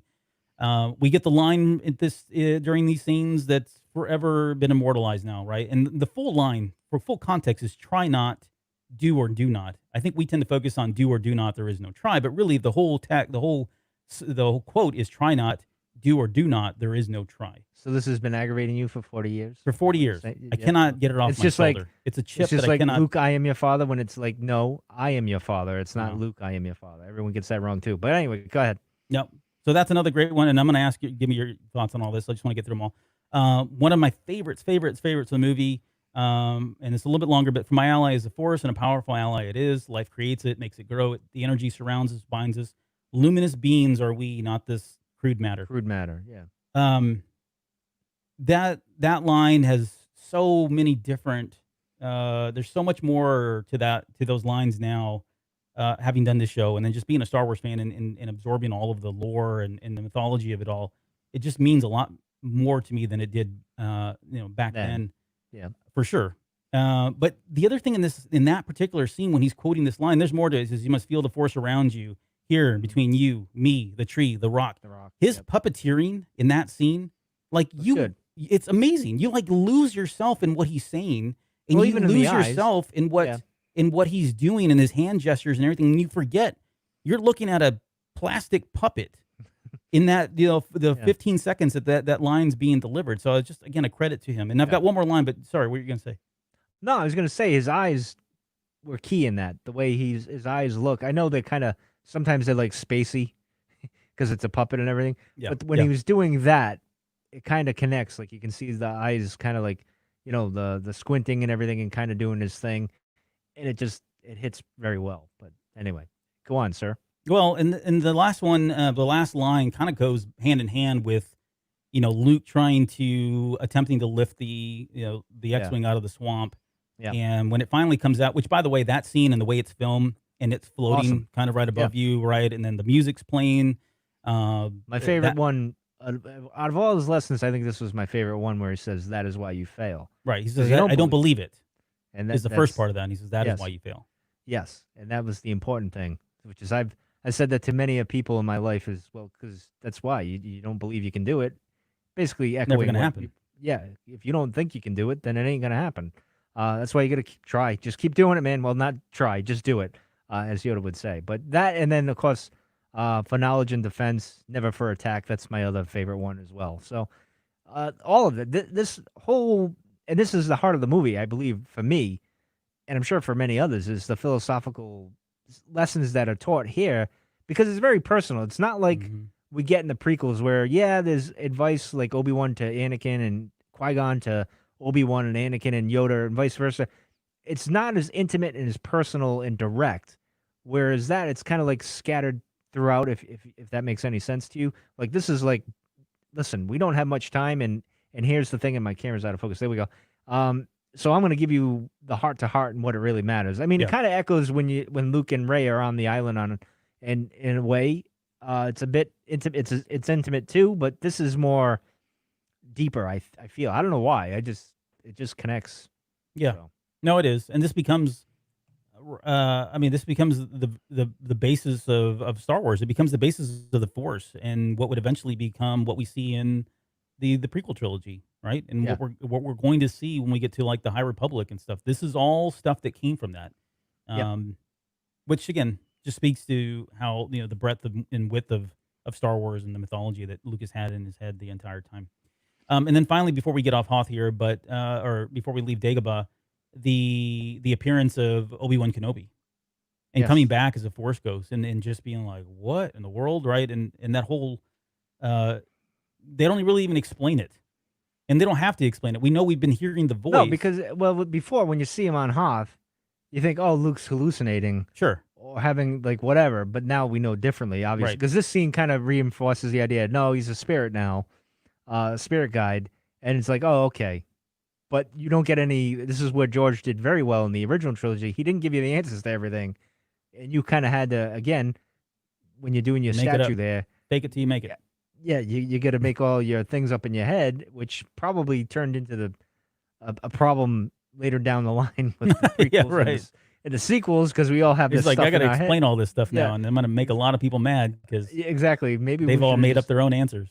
Yeah, exactly. But anyway, continue, sir. Yeah. No. So just having Obi-Wan appear, that manifestation, and them trying to encourage him not to be reckless, which again we could probably do a show on that in terms of Luke and his recklessness and Obi-Wan Kenobi's recklessness, and certainly, my goodness, the apple doesn't fall too far from the tree with him, right? With Yeah. Luke and Anakin in terms of recklessness. Yeah. But which I always wondered about that. He makes like. No, they do. I guess they do indirectly say that there's much anger in him, like his father. But Yeah. that's not the only personality trait that is coming from Anakin Skywalker. There are many more. Anyways, Well, I always said Luke is more like his mother than Anakin, true. and Leia is more like Anakin than Padme. But that's just my take on it. No, I would agree. Yeah. But then the very last thing, and I'm going to talk about this later, is my moment, which is the line of "that boy is our only hope," and Yoda responding back, "No, there is another." Yes. So table that. More to We come. We'll will. talk about that in a little We'll bit. come back to that. Yes, sir. Okay, let's get to Bespin, because Yes. this is where we're first introduced to my man, Mr. Colt 45, Lando Calrissian, Yes. and Billy Dee Williams, who, man, I don't know. I think of a lot of actors at the time that were out, and maybe it's just me armchair quarterbacking this, but I don't think they could have gotten a better person no. to play him. Nope. He's perfect. Perfectly cast. The whole cast everyone was cast perfectly for the original trilogy. Yeah. You can't argue any of it because you can't. Billy is Lando, Peter Mayhew is Chewbacca, Anthony Daniels is like they all are their characters. Carrie Fisher is Leia. Yeah, which is why Solo had that problem. Is everyone sees Harrison, but I'm not going to beat that dead horse.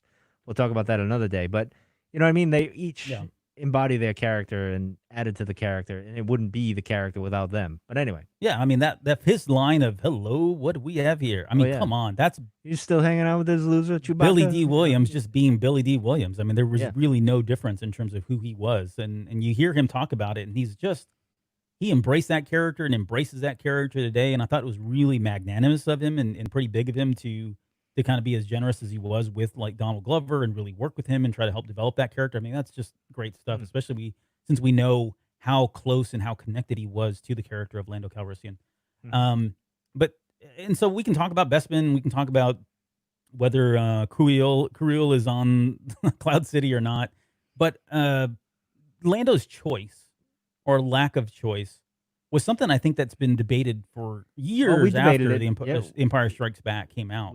We debated it. All right, so give me your 30-second elevator pitch on what was going on there with Lando. He had no choice, and he was a responsible, respectable guy at this point, and a leader of a million people or something on Cloud City. Yeah, one person, Han, and a couple of people that Han's friends with or associates with, wasn't worth their lives, so he had to make a deal that would suit them and him.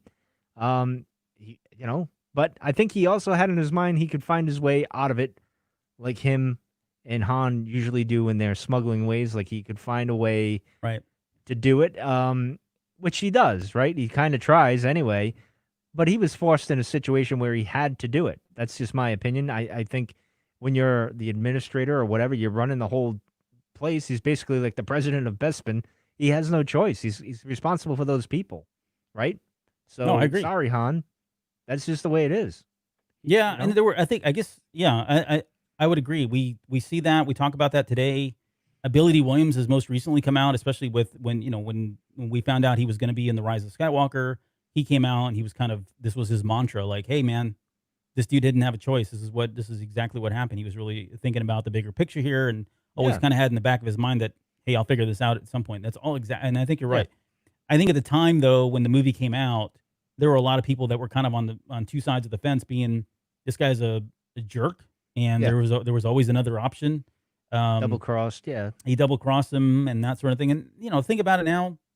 It's a different perspective, especially with the Han Solo movie. We got to see that relationship and what that was like before, which I think was great too, because we knew they had a relationship prior to this because Han mentions it, and we knew it may have been contentious in some way, but we didn't really know all the details. And it's kind of one of the things I do, and I actually liked and was enduring for me about Solo, a Star Wars story. But that's again, you're right, another conversation.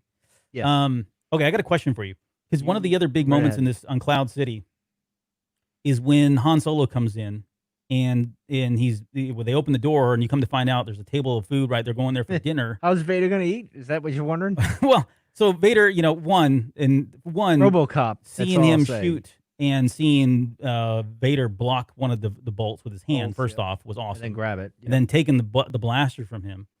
And then we see Boba Fett come out and all of that. That's all great. But here's another one of the things that Albert got hung up on, and to this day still gets hung up on. There's a lot of food on that table. Nobody ate. And right before that scene ends, Vader sits down at the table. Go watch it. Put it in slow motion if you have to. I see he him. sits down. Yeah. So were they going to eat the food? Do you think Vader ate the food? Yeah. Did the stormtroopers come around eat? Like what did they do with all that food? Well, I think they ate. I don't think Vader did. I think he was giving a talk or something. I'm not sure how that went down. I mean, maybe that'll be in the book. That'll be interesting. I always imagine Vader ate like RoboCop with the little baby food stuff. If you remember RoboCop back in the day, Albert, I'm sure you do. Yeah, I do. Something like that. Your move, creep. Yeah, I got it. Yeah, something like that. I don't know. RoboCop's like a deep cut for the Cantina cast. This goes way back. We used to bring him up all the time. But I think that's kind of how it went down. I don't know. It'll be interesting. I'm imagining it'll be in the book because it's going to be some silly, goofy thing. And here's my thing about that scene. Okay, now I am being facetious. I don't really lose that much sleep over whether or not the food was eaten. He did back in the day. In the day I did. But I think more importantly, like I really want to know what that conversation sounded like. If like he told him to sit down, did he actually hold a conversation with him? And what did it sound like? Hey guys, I'm about to use you guys as a plot device. I'm going to use you as bait. We got your boy coming out here. Like I don't know.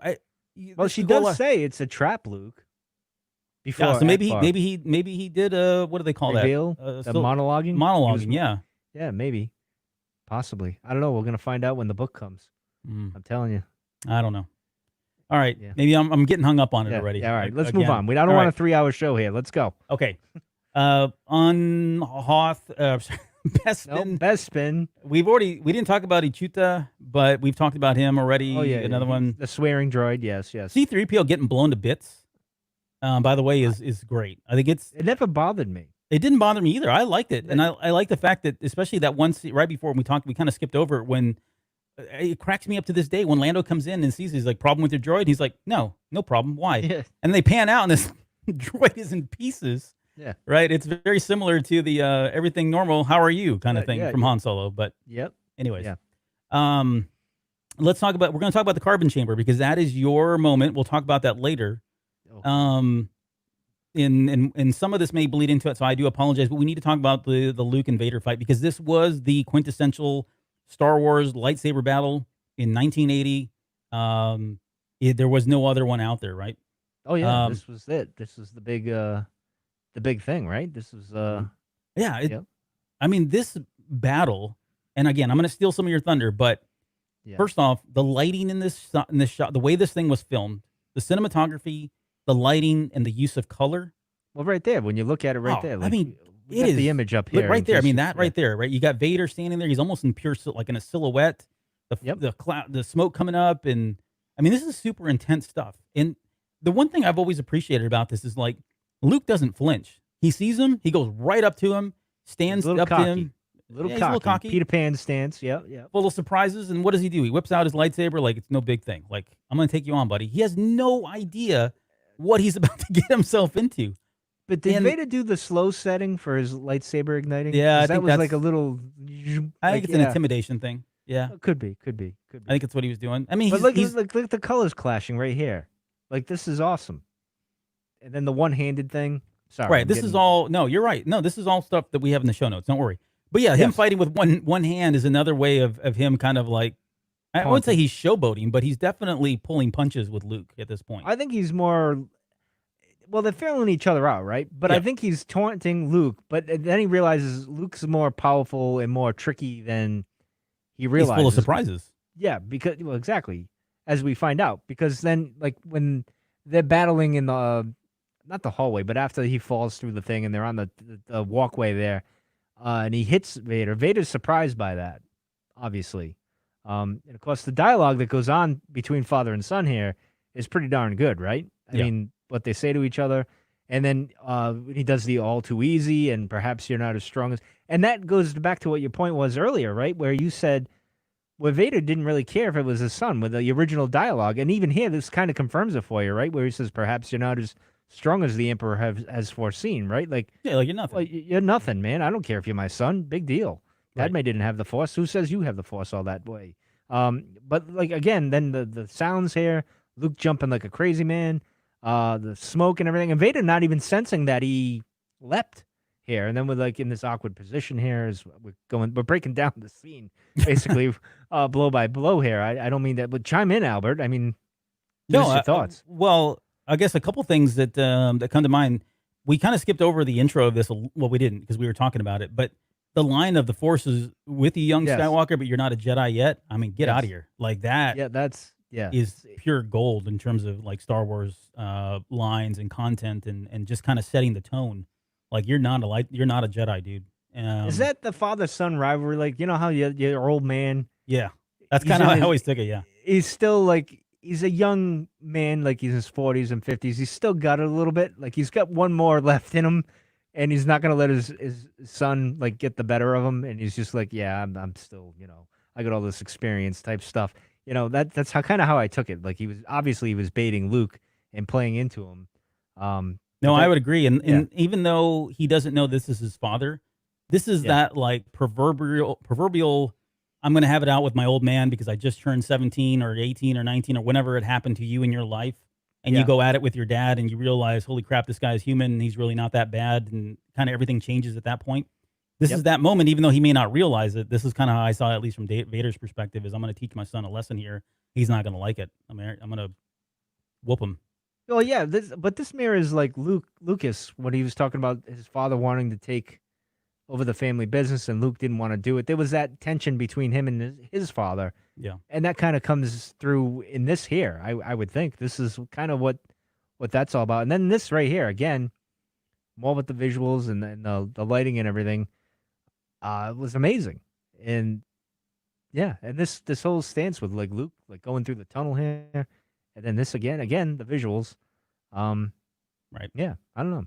So let me ask you this then. So we get out to the what is it? The weather vane or the wind thing? Yeah, we'll call it the weather vane, and then the giant window. Which, by the way, where I work, there's a window that looks just like that. You ever pushed anybody out it just to kind of reenact the scene? Well, you never know. Someday I might. But I hope it's very my tempting. office. I wish it was my office because I'd feel like the Emperor. I really would feel like the Emperor. Yeah. But because it looks like that too. But this. Yeah, but anyway, continue, sir. Sorry. Well, I was going to say, I'm going to jump ahead because this is all great stuff. I mean, they're sitting there going back and forth, and finally, Vader cheats. Yeah. And starts hitting them with taking a bunch of cheap shots with all the telekinesis stuff. But typical dad move right here. Yeah, exactly. Just like, all right, you're like, I'm done with you, kid. We're going to cheat here. And look at the overacting from Mark Hamill here, no, though. he wasn't over. They were really hitting him with that stuff, and those are real pains that he was feeling. No, that was all styrofoam. But anyway. So Kylo Ren didn't have to do that. He was able to stand there and just not get thrown out, but Vader had to go hide behind something. Anyways, okay, no, I'm not starting to fight. Well, we're gonna get nitpicky here, huh? Yeah. I got a question though for you because you mentioned it and I want to touch on it, but coming up here when they're fighting and they're out here on the ledge, and Luke finally gets a shot on him and hits him on that shoulder. Yeah. There's two moments where we've argued about whether let me back up. Okay. When does Luke touch the dark side? Is it here or is it in Jedi? Jedi. It's not I think it's here. Here's why. Please enlighten me because I think you're wrong. But that's fine. You can. I've been wrong before, but yes. throughout I have the whole mic show. right now. Yeah. Oh, I will.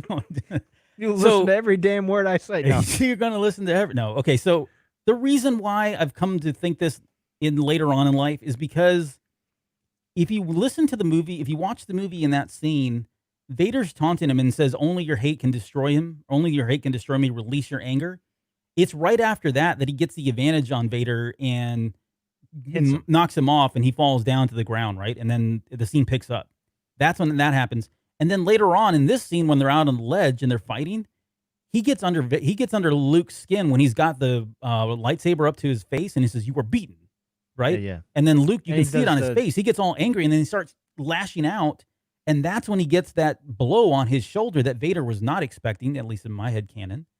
But I feel like he did tap into the dark side and was able to become more powerful. And I think I think it goes back to what Yoda was saying, right? When he was questioning whether it was powerful, and he says, "No, it's quicker, more seductive," right? I think that's exactly what happened in this moment. He became seduced by the dark side. He was able to become quicker. And because of that, he was able to get a shot off on Vader that Vader wasn't expecting. Of course, what does he do? Dad lashes out full on and cuts his hand off. But anyways, that's kind of where I'm at these days in my life. It's a good argument. But I'm wrong. I get it. No, I don't think it was dark side. I think it was maybe like Obi-Wan. I guess you could compare it to Obi-Wan with Maul in The Phantom Menace, right?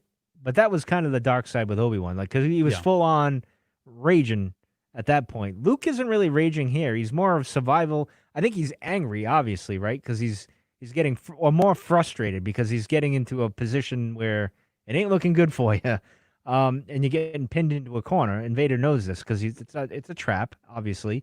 Yeah. And Luke kind of knows that because Leia said it's a trap. Luke, kind of pay attention there. But this is Luke's character. He will veer towards the dark side. But then the good side takes over, and he does the right thing when the moment is needed. Until you get to the Last Jedi, but we're not there yet. And he's very Qui-Gon here when they get out on the ledge, right after the big reveal, or just before it, where he says, "Obi-Wan told me everything. You killed him or whatever." And there is a bit of malice in his voice, like a little bit of anger and like hatefulness to it. Yeah. But then you notice once he finds out his father and he says his no, he finds his center, right? Like he calms down. Yeah, he's Qui-Gon. Yeah, kind of Qui-Gon, and he's got that look on his face like, see ya. And the leap of faith, right? Like he just falls and says, whatever the Force decides, it decides for me, and that's what happens. And Vader's surprised by that for some reason because he's angry, and he's go tell him to prepare for my arrival, whatever, in the special editions, right? They didn't have that in the original, I don't think. Oh no, they didn't. I was gonna talk about that, but we don't have to. Okay. So yeah, I you could say it was maybe a smidge of it. I'll give you that, Albert. But I won't say, because I guess I'm comparing it to in Jedi. He's ready to do it. Like he's in that moment with the beautiful music, and that's one of the best scenes of all time, and everything. But here, I think it was more of a frustration type thing. But you can disagree with me. That's fine. Anyway. Yeah. No, and I'm not saying he full on went dark side at all. I'm just saying he did. I have a hard time again these days, later in life, like rationalizing that Luke was strong enough with just the limited amount of training that he had to be able to keep his defense up for that long.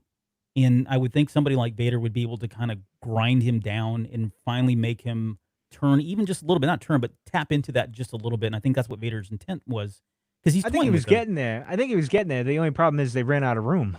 Like if there'd been like a regular floor, and then he would have worn him down, as you saw with the one hand and all that other stuff. He would have frustrated him enough where there was that potential, because this gave Luke an escape, really. Vader. Well, I don't think he thought this was going to happen. I mean, Vader thought this was it. He's got him cornered. There's nowhere to go.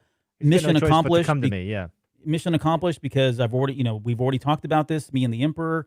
We're going to turn him, or he'll die. And I think that's kind of where Vader was at. Like he says to the Emperor, he will join us or he'll die. He was at the moment. This was the moment where he's either going to join us because there's no other place for him to go, or he's going to die because he's going to fall off, kind of thing, where I'm going to kill him, I guess. I don't think he ever had an intent to kill him, but so anyways, and we skipped over "No, I'm Your Father," which I don't know that we need to talk about that on this show, because we talked about millions of times.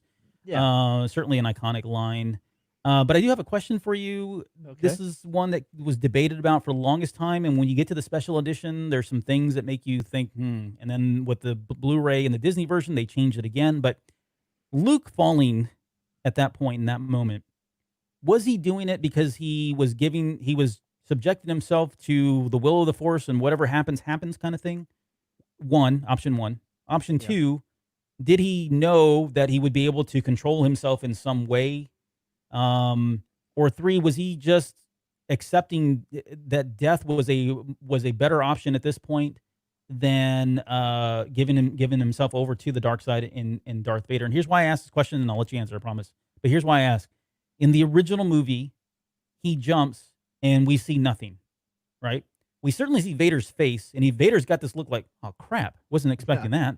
I just failed. When the special edition came out, they added the voice of him screaming. Do you remember this? He would yell all the way down, kind of thing, like he was, I don't know why, but they added that in there. And then they took it out of the special edition, and now when you watch the Disney version, I think it's on the Blu-ray as well, but when you watch the more recent version, he doesn't yell anything. They've reverted back to the original one. So that's the question about whether or not, what was he really thinking there? Was it just, I'm going to kill myself? Was it, I know there's a way out of here? Above. You could say all the above in a sense where I think he was giving himself to it was kind of like all right, I don't want to go to door one, which is with Vader and joining the dark side or becoming a prisoner or maybe death. I want to control my own fate here. So I'm going to take the leap of faith. I'm going to trust in the Force.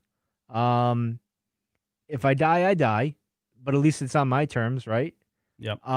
And maybe he was more, once you start falling down a giant chasm like that, you're like, oh, wait a minute, maybe this was a bad idea. And he's screaming. What have I done? Yeah. So I think it's a little bit, you could go either way. I wouldn't get hung up on it. It is what it is. I think once he got into the tunnel, I think he thought, oh, well, I'll be fine. No big deal. And then he falls on the antenna and is like, okay, maybe not so much. Yeah, exactly. Yeah. I've made a bad choice. And then we get the big connection with the sister there and all that other stuff. So okay. Anyway. Well, let's pick up from that moment because I want to get through them. We need to get to your moment here. But we talked about it, and I said I wouldn't talk about it, but I'm going to express my grievance here. But the alert my Star Destroyer, I don't know. Those scenes, I don't know that they were necessary. Again, I get why they were added in there. We didn't have to see him. I was fine with him just appearing on the Death Star. Like, okay, that makes sense. I get it. You don't need to show me that he had to walk out to. I think they wanted to show he was just angry and brooding and thinking about it. And yeah, he was kind of like, I see my failure and I'm going to pay for this kind of with the Emperor. And I wasn't expecting that. I think they just wanted to prolong that a little bit more. I don't know. I mean, I'm like you. I guess it doesn't really bother me either way. I kind of like the line though. Tell him I like how he delivers it, but is it needed? Probably not. Probably not. All right. Okay. Anyways, he gets away.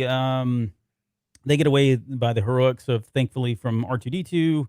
They jump into hyperspace, and the movie ends finally with another great moment with his hand and the robotic thing. That was always cool as a kid. It's even cool to this day. Yes. And then that final shot of like Luke and Leia standing there with C-3PO and R2-D2 overlooking the spiral galaxy, and as the camera pans away, and we see the remnants of whatever's left of the Rebel fleet, running away, basically scared with their tail between their legs. I mean, all that's just a great moment, and it really just that last line of Lando saying, "Meet at the rendezvous on," which, by the way, Luke says Tatooine. I don't know why he's ever. That always bothers me too, but that's trivial and petty. Yeah. But yeah, that was a great way to say drugs from the hand surgery. Maybe that's what it was. You gotta Tatooine. Yeah. But yeah, I mean, that was just a great segue to keep you. I mean, talk about dangling a carrot in front of you. Like, what is going to happen? We've lost Han Solo. We've got these guys have been beat down literally. Vader's son. Right. Yeah, we've lost a hand in the process here. We've the lightsaber on top of that. There's a lot of heavy things at the end of that movie that you had to deal with and wait, 3 years? 3 years before we would find out. Yep. Yeah. So, yeah, it was pretty heavy. So. All right. Well, and that's how the movie ends. So. Yes. But that's not the end of the show. If you've been with us this long, we're going to get into the last. We need to end this show, sir. We're going to end it very soon here. Give me your carbon chamber scene. You can do it All in right. 30 seconds. No, give All me right. your moment. Which I guess Well, we're my watching moment here. obviously is the carbon chamber scene because of, again, back to what you said earlier, the colors, the lighting, the sounds, Vader, like the way he talks, all of it. And just obviously we get the line, I know, and Chewie getting enraged, and C-3PO adding, oh, carbon freezing, Mhm. like in the background, like the kid, again, oblivious to what's really going on, kind of like blatantly honest about things. And Right. Lando, Everybody's super serious, yeah, but he's like, oh, he should be fine. yeah, exactly. And then like Lando realizing this deal's getting worse all the time, and then of course Luke getting lured into the trap and everything. But then the sounds, I think it was the sounds that really captivated me. This, the Slave One, I don't know, it's just awesome. It's not a lot of frills here, but I mean, it's just basically. Then you see Boba Fett, them walking on here, and then even you have this moment between. It's a very underrated moment with Leia and Vader, where she's looking at Vader and she's got fear in her eyes, and something's going on, and she doesn't know what, and she's got that look in her eyes, and of course we get the dialogue with Han and Lando there. All these things are happening, all these little micro conversations and everything. It's pretty interesting, but then you'll see the look. Wait, let me get to that look that she gives. There we go, right That there. one. Yep.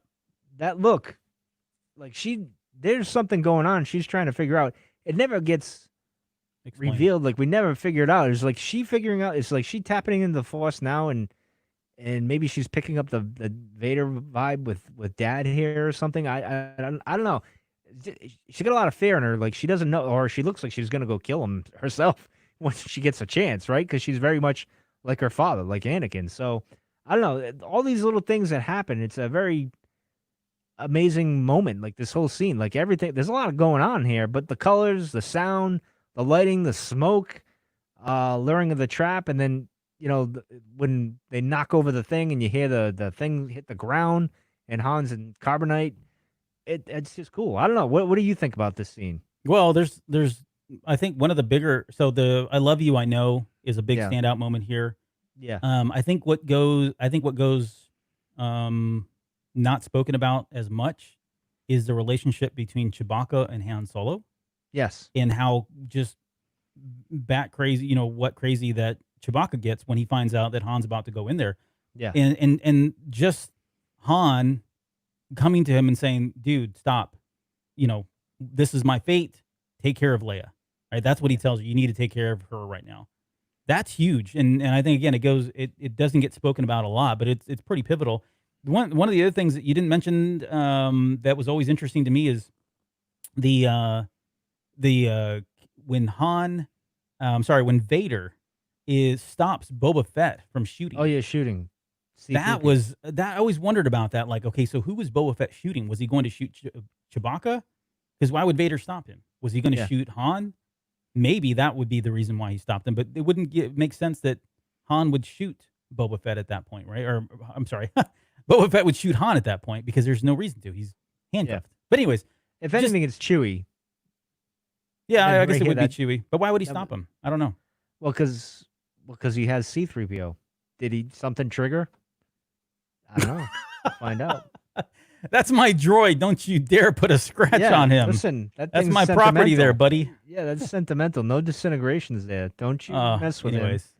I don't know. No, I agree. So we got to put a bow on this. We got to get out of here. But this, I would say this is one of the really big moments and one of the more pivotal, very weighted moments in Star Wars, all of Star Wars, really, because of everything you said. And then there, again, like you said, there's a lot going on. Honestly, if you were watching that just now without any sound, and there's things you notice, just the looks, like you were talking about, and how they were looking at each other and stuff without the dialogue, which I think is pretty powerful. But go on, sorry. Well, I was going to say that I think the thing that overshadows a lot of those little micro conversations and nuances that are going in there is the I know and the big freezing moment. Yeah. But there's other things you got to pay attention that's going on about there, like Leia and the look she gives, and then Boba Fett about to shoot whoever the hell he's going to shoot. All those little things that are going on. It's a very complex scene when you think about it. And of course it looks awesome. So, but anyway, we'll move on to your thing here, sir. I think I got the right thing that you wanted, right? Is this what you wanted? Yeah. I mean, it's not, Okay, so let me preface this just quickly, and there's not. Trust me, this is not going to be a long one like I've done the last 4 shows. Yeah, well, we're only going under 2 hours here, Albert. But go ahead. So my line in my scene is this scene if you're watching now, but it is the line and dialogue that's spoken between Obi-Wan Kenobi and Yoda where he says, "That boy is our last hope."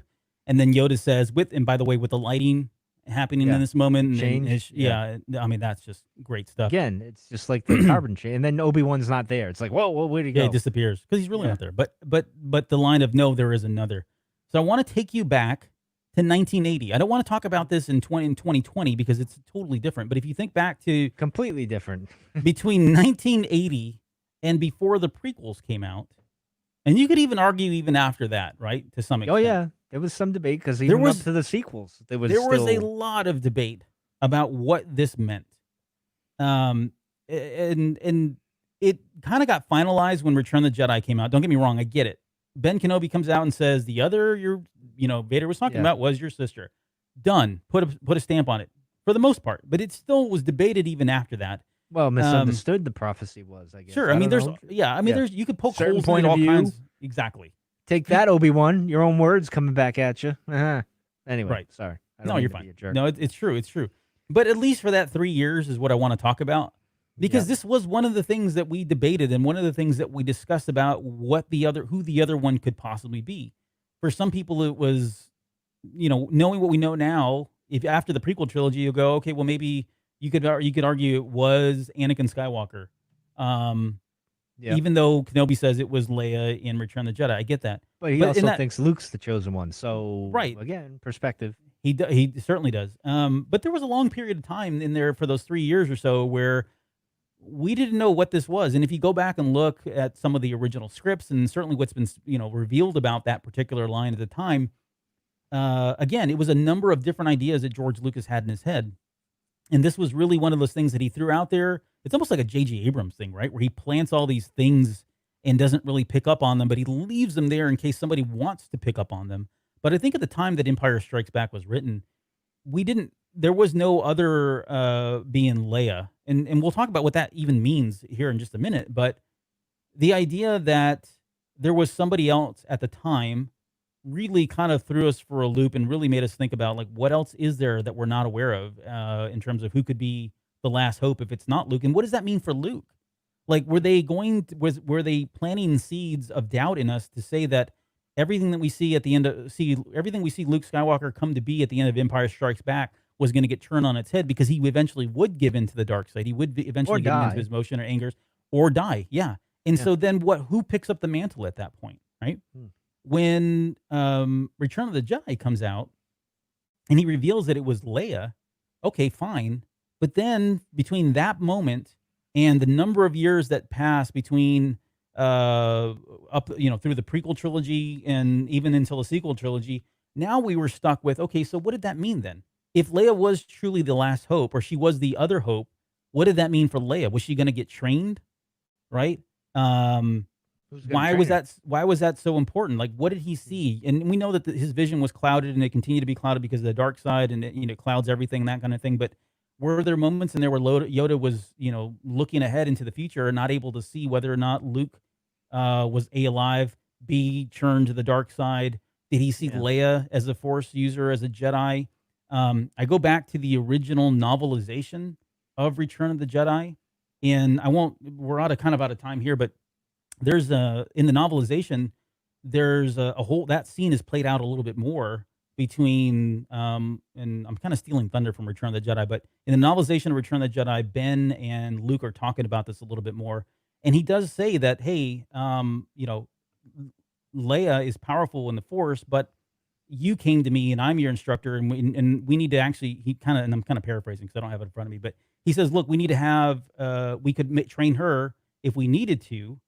So it kind of leads you to think, okay, well, maybe she was going to be capable of becoming a Jedi. Now, of course, this gets picked up in the Timothy Zahn books, right? We see kind of this continuation of that last hope there with Leia being trained and all that. And then we definitely see it a little bit later with, to some extent, with the Last Jedi, or in the Rise of Skywalker, and knowing that he actually did follow through with this. And so, I don't know, it's just one of those scenes that for the longest time, it really stood out. It made us really wonder and think about why there was another hope, who it could be. Was it going to be necessary? I think some of us felt a little bit more at calm and at peace with what we got from Return of the Jedi, but there was still a lot of doubt, and that continued to be for a number of years that I just lived with this brief, and I call this there is another brief history of anger, anxiety, and mixed emotions, because that's essentially what I was dealing with for I don't know how many years, dwelling on this one line or this idea that there was somebody else out there. True. It was a mystery. It was a mystery.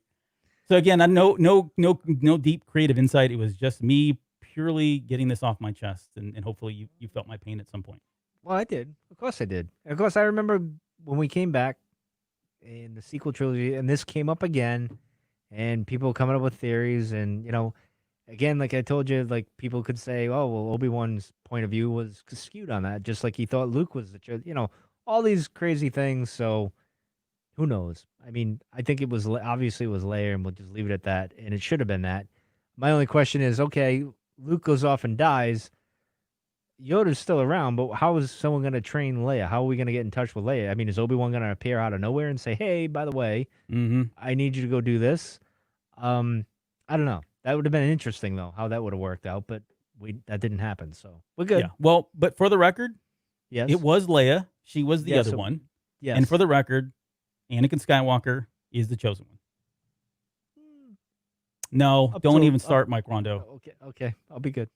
We got to get out of here. Yeah, all right, we do. Before we go, this is how I get you to end the show now. Before we get to that. Okay. Feedback. We got some quick feedback. Yes. So this is an iTunes review. Came over from Viking Co. And it's entitled "Awesome." 5 stars. Thank you so much. It says, "Thanks, guys, for thoughtful discussion and perspectives. I can tell you guys are passionate about Star Wars and respect the community. Thanks, and keep them coming." Yes, we're very passionate about Star Wars because we're doing a 2-hour show. Yeah, well, it should be an hour and 20 minutes, but someone likes to yap. Yeah, I mentioned his name, Albert. Yeah, Rondo. But and we do. I mean, all opinions are welcome, and we certainly try to carry that into Discord as well. So if you guys, not to plug it right now, but if you want to join our Discord server, you can. We talk about Star Wars in there pretty much all day, every day.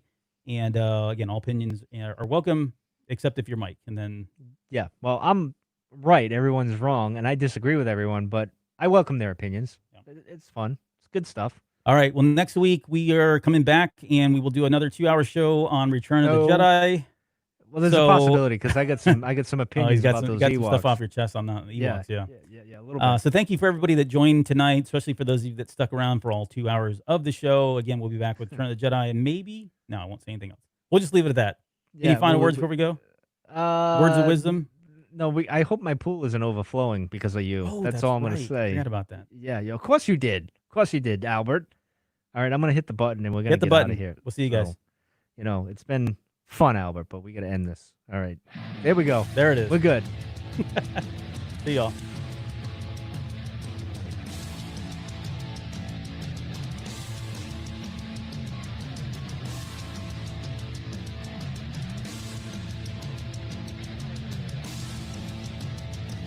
You're still listening? Wow. That's amazing. Well, I'm here to give you the disclaimer. Normally we do a big, long, drawn-out disclaimer thing saying what's what and who's what and all that other stuff, but I think you guys kind of know that Lucasfilm and Disney have no affiliation with us at all, and we have none with them. We talk about Star Wars, which is their property and all that other good, fun stuff, but I think you can tell which is our stuff and which is their stuff. If you can't, well, then send a lawyer to send an email to me, and I'll be glad to chat with them. Other than that, you know what's what, so that's your disclaimer.